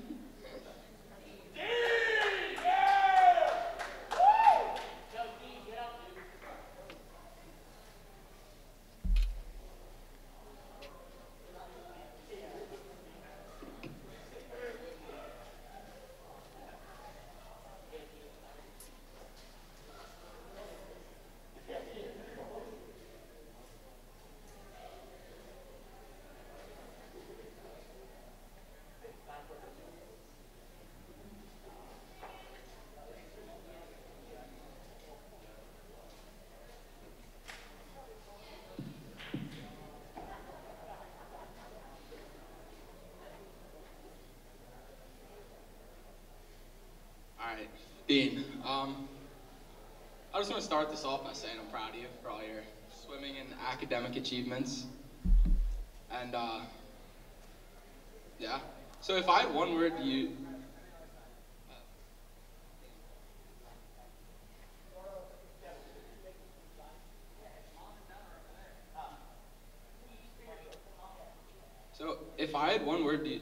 to use to describe Dean, it would probably be spontaneous. Like sometimes the stuff he does is just bizarre. Like pulling up to Saturday practice with a flat tire, or walking into practice with Quinn and Jake and a TV they found on the side of the road. Probably the funniest of all, getting a FaceTime call from him right before Suburbans, like 20 minutes before the bus leaves, saying he cut his leg open trying to shave. There's one thing to know about Dean and me, and it's that neither of us like losing. There was one time this summer we were playing pool basketball for about a solid hour and a half to 2 hours, and he easily had like 7 wins on me when I only had 1. And after each win he had, he just kept laughing and laughing. And as he kept laughing, I just kept getting more mad. And by the time I finally won another game, you know, I made some stupid excuse to get out of the pool, because it was like 13-2. But there was another time this summer that Dean beat me, and this one eats me alive every time we swim each other. So in the summer at Whitemarsh Valley, we have one meet each year to break records, and we were both talking smack on each other for who would win the 50 breast. And for the first time ever, he beat me, and right as I touched the wall after him, I look over and see him waving his arms and hear him yell, "Let's go," and I instantly knew I would never hear the end of it. And it's almost every day now that I listen to him saying, "Let's go, baby, we in the Dean Dynasty now." I've known Dean since we were really young, but over the past few years, Dean and I have become real close. Sometimes even too close, like when we shared a bed of states, which was just never again. No, all seriousness aside, well, no. In all seriousness, sorry. I'm gonna miss him. There are all those laughs, Chipotle runs. I'm just hanging out with him because I think of you as a brother, man. So it's gonna be, next year's gonna be hard without you. If you're either going to Harvard or Granite State, wherever you end up. Miss you, man.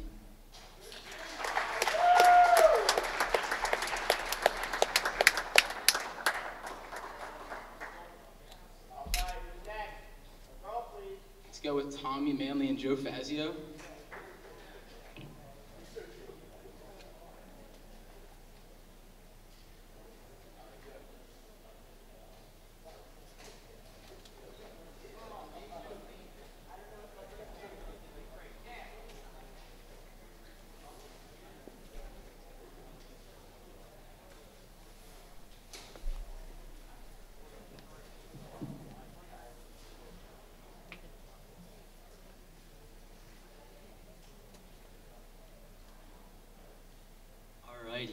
Tom Manley. I met you soccer camp a few years ago, really cringy soccer camp. You were a counselor, you were helping me out. We saw each other at Plymouth a few times. You were guarding, I was just there annoying you. We really got close summer of 2019. You were on your lunch break. I was hanging out with Jed Aldifer. You came up to the both of us asking who this one girl is. That's a different story for now. Fast forward, I realized he's on the swim team for PW. He brought me into that. And he's been like a big brother to me, driving me around places, taking me to Wawa after practice, annoying me in the locker rooms. Him and Brett, bad memories. You know, we're kind of the same speed, so I try to push myself to be better than him. He's a little bit faster, but not for long. I could say we have some crazy memories like Riley and Dean do, but we haven't gotten that far yet. I'm sure I'm going to hear a little bit more about it, though, when you're in college from my neighbor, Ella. That's about it that I have for you, other than we still have half a year together, and I can't wait to annoy you even more.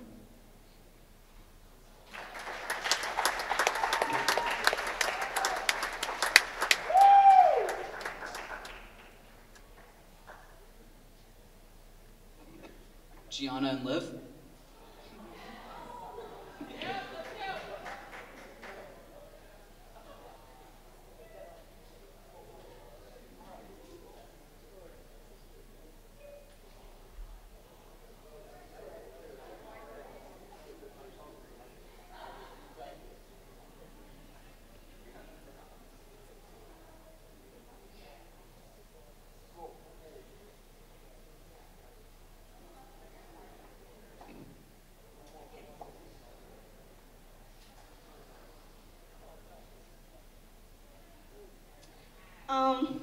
Okay, so for everyone who doesn't know, this is Liv Shaffer.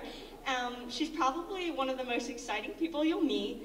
I've met Liv since, I met Liv when I was 9, and I've now known her for almost 7 years.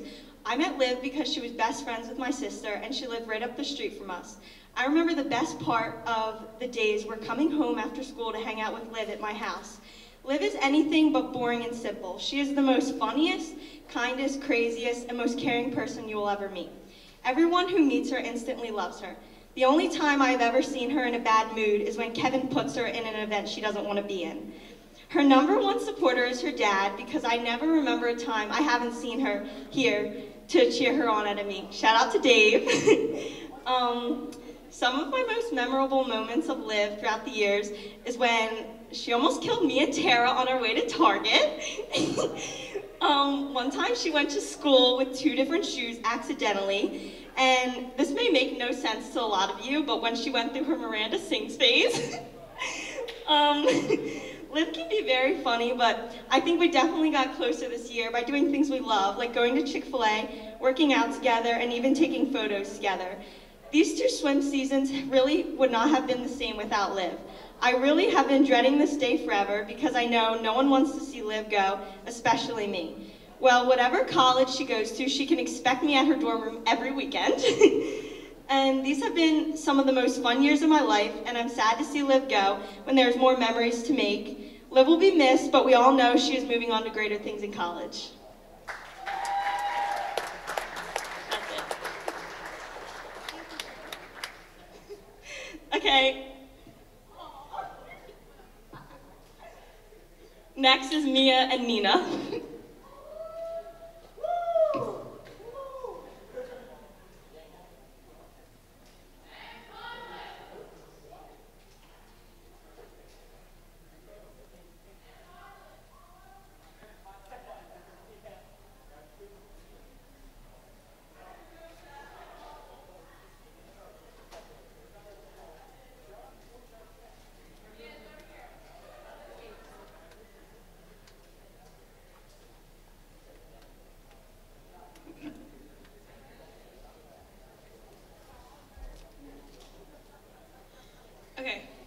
Mia, I am so lucky to have you as my sister, friend, and swim partner. You are such an amazing swimmer in person. This is only my first season on the team, but I am so happy that I got to spend it with you. You will forever and always be my best friend in and out of the pool. It won't be the same without you once you're at college, but I know that you will do great. Widener is extremely lucky to have someone as kind, hardworking, and great at swimming as you are. Thank you for all the rides, trips to the mall, and car rides while going to practice all through the summer and school year. Life won't be the same without you home, but I'm so grateful to have been able to swim with you. I'm so proud of how far you've come in life and swimming. Thank you for always pushing me to be the best version of myself and being the best sister I could ever ask for. I'm so happy for you, and I love you more than you will ever know.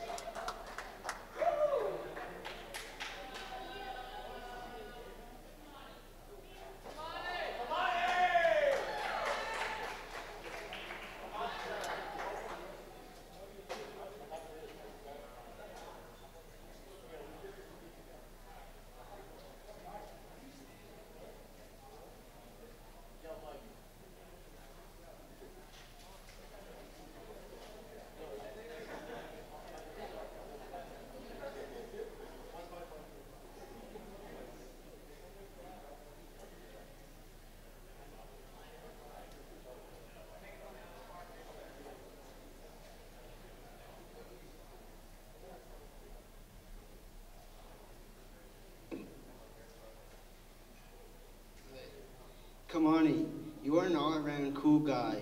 You can swim, make anyone laugh, and many more things. I don't swim with you, but you can take things seriously and be good at it while still keeping it fun. You always tell me that in your past life you were Stu's diving coach, and I think that's a pretty cool thing. If it wasn't for your expert coaching, I wouldn't be the person that I am today.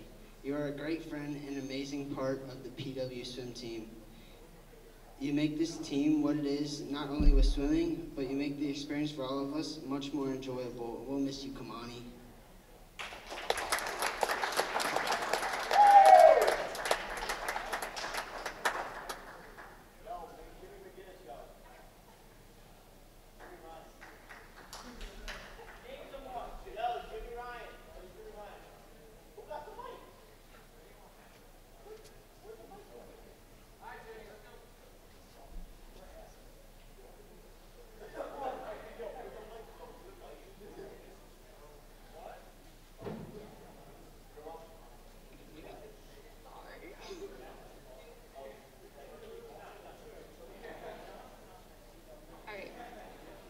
Jimmy, I don't know if you realize this, but we've actually known each other for almost 13 years now. When we first met in kindergarten in Mrs. Jenkins' class, I had no idea how great of a friend you would become. So thankful you joined the team sophomore year, because I don't know what I would have done without our rants about uter in between sets, or you convincing me that I wouldn't drown when Moyer put me in the IM. You've also been my primary source of gossip. I don't know if you guys know this, but the boys team does some pretty weird stuff throughout the season, like locker room dodgeball or when they stole that ceiling tile. And Jimmy's like our war correspondent. You know, he's like in on the action, and then he goes and tells us everything. One of my favorite memories, though, is last year when you got diagnosed with asthma to stay on blue team. I remember you told me that Kevin wanted to move you to red team, and we immediately started brainstorming excuses as to why you couldn't. Your idea was to tell him that you couldn't because you thought you might have asthma because you had trouble breathing in between sets. My initial reaction was, well, that's an idea, but half the red team has asthma, so I feel like there's, more successful avenues here. And then a few days later, you came to practice and you told us all that you had gotten diagnosed with asthma. And I thought it was an excuse the whole time. I was like, does he really have asthma? And I'm still impressed that that actually worked. This year has been pretty rough for the obvious reasons. But aside from that, I haven't been able to go to practice. And I feel like I've missed out on a lot, like our conversations between sets about random stuff, but mostly food. And I mean, everyone misses hugs, but you give the best hugs. Most importantly, I missed a major swim event. So earlier this week, or last week, Kevin was showing Jimmy some leg stretches, and he fell in the pool. And I mean, I got to see the video, but it's not the same. So I know no matter what you do in the future, whether you take your TikTok fame and start your own hype house, or you go to college like the rest of us normal people, you're going to be amazingly successful, and I'll support you 100% because I know you do the same for me. Thank you for 13 years of friendship, and congrats on your PW swimming career and officially being a second semester senior in 1 week.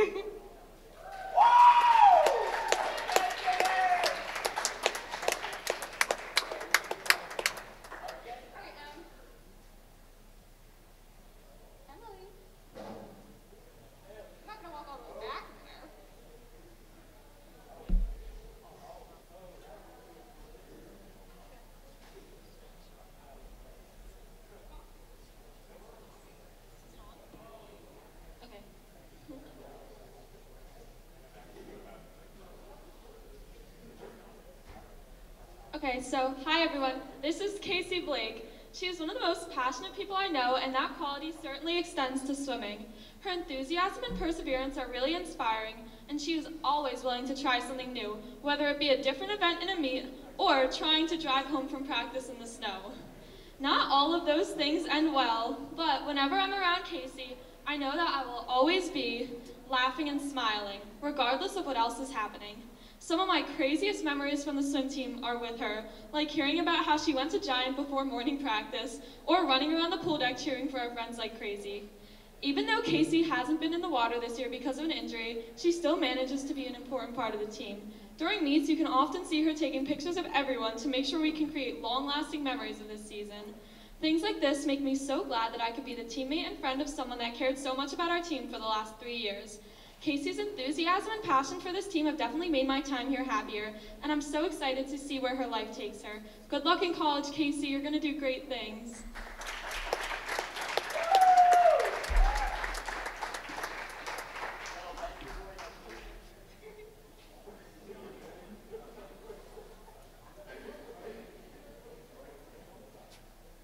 Jimmy McGinnis can go, I guess.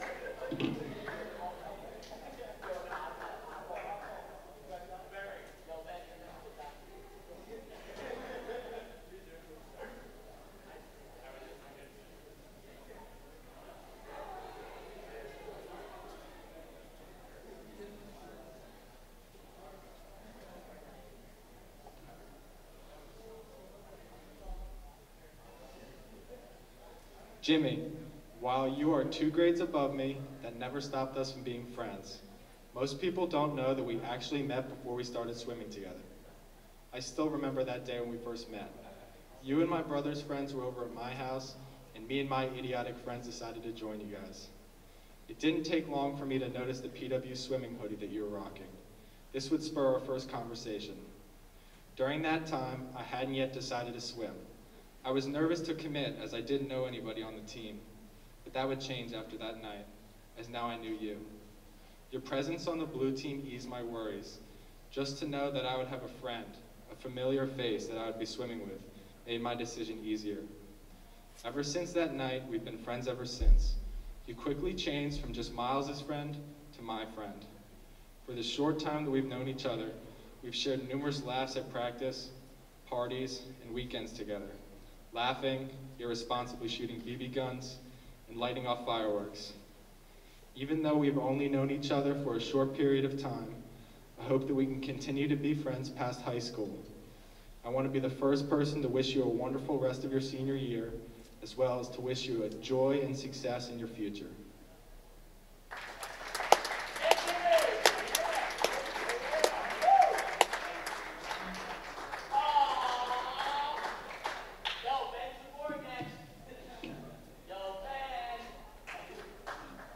Ben Tavori.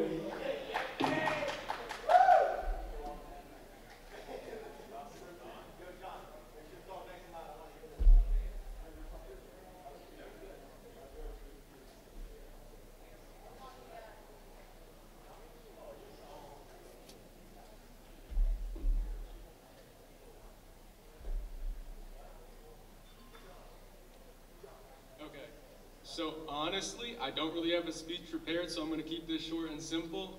Ben, thanks for everything you've done for me in the past few years at PW, even though I can't say it's been that much.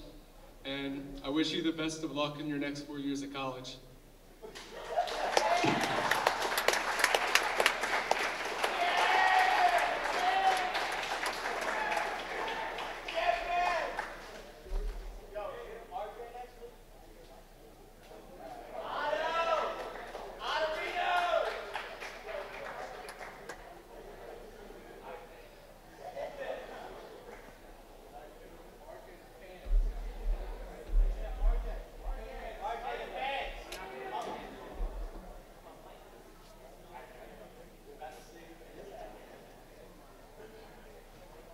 Test. All right, so I don't know RJ super well, but we're boys, so I wrote him a speech. So, I've known this guy since last year, and I think I can speak for the team in saying it's nice to have an RJ around. Even though stuff has been slow this year, I think RJ will still make the whole thing pretty wild. Just mentioning that me and you were the only 2 non-freshmen to get our hair dyed, so that was cool. So no regrets. I still will never forget last year in the middle of the swim season, and you walked out with like 20 life jackets on and jumped into the pool, and the whole pool went quiet, and then Kevin, you could just hear him say, "RJ!" So that was a really good moment. I like that. And then next is, well, you smuggled the ceiling tile out of wherever we were, so that was pretty good. That's an accomplishment. and I had this little thing to say. While having the fastest team might bring championships, having a teammate like RJ creates friendships. There you go. I wish you luck in your future endeavors and keep it real.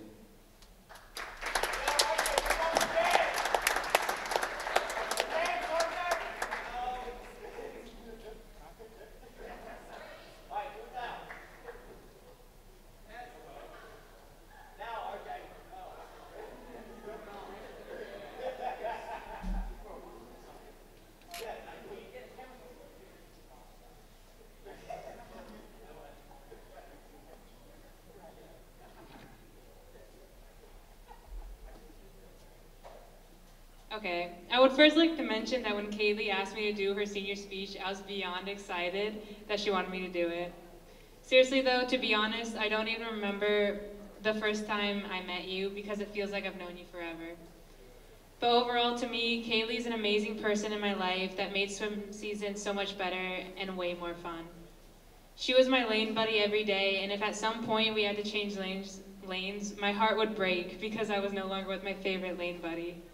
Also, I wanted to thank you all for the times you lent me your goggles and and when I kept losing mine, and you encouraged me when my times weren't the best. I wanted to keep this short and sweet, so I'll get on with it. Somehow, in such a short amount of time, she became someone I relied on. Whether it was to calm me down or make me laugh, she was the person I went to first.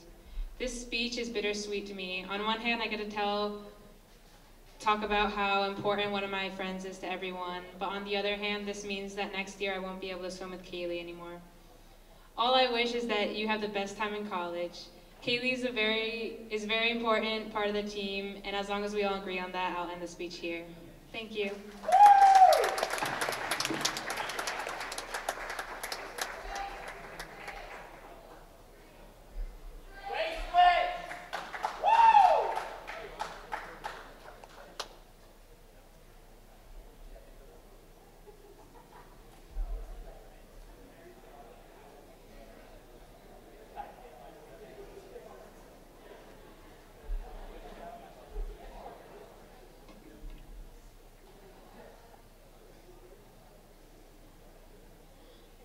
The first time that I ever saw Grace Lynch was on a diving board. No, really. We were at our summer swim club, and I can remember my 8-year-old self being so jealous. Here I am thinking, how can this girl do a dive so well? How is it even possible to look that cool? Well, 8 years later, I'm still thinking pretty much the same thing about the amazing person that you all see in front of you. I can't believe that time has gone by so fast since then, and now one of my closest friends is only months away from being done with high school. I'm so glad that I could be here at the same time as her to see all of her amazing accomplishments, like going to districts 3 years in a row and winning almost every meet she dives in. Of course, Grace's talents are not just limited to the insanely complicated twists and flips she can do. She is also an accomplished singer and will sometimes serenade the team using her chamois as a microphone during practice. Her performances of No Scrubs are still the best I have ever experienced. She is also quite the dancer, and her infectious smile can make even the grumpiest person on the pool deck want to do a spin or two with her. Even on a rough and boring day, I know I can count on Grace to bring a smile to my face or to anyone around her. And I think that I speak for the whole team when I say that we will definitely miss you. Good luck in college. I know you're going to be amazing.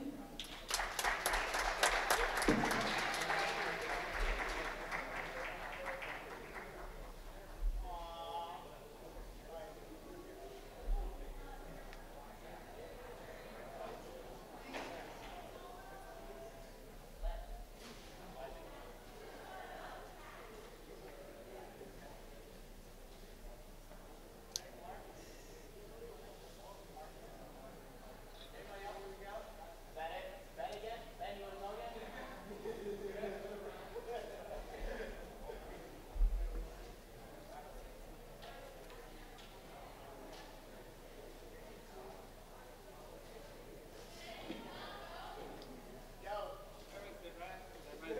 All right, senior parents, I appreciate you guys making the trip out here. We're sitting in that mask out there in long sleeves and long pants. I spent 5 minutes up there hanging the banners. I was dying. So I know what you feel like up there. But it was been a pleasure coaching your sons and daughters for the past 4 years. I hope I made you proud. I hope they made you proud in the water.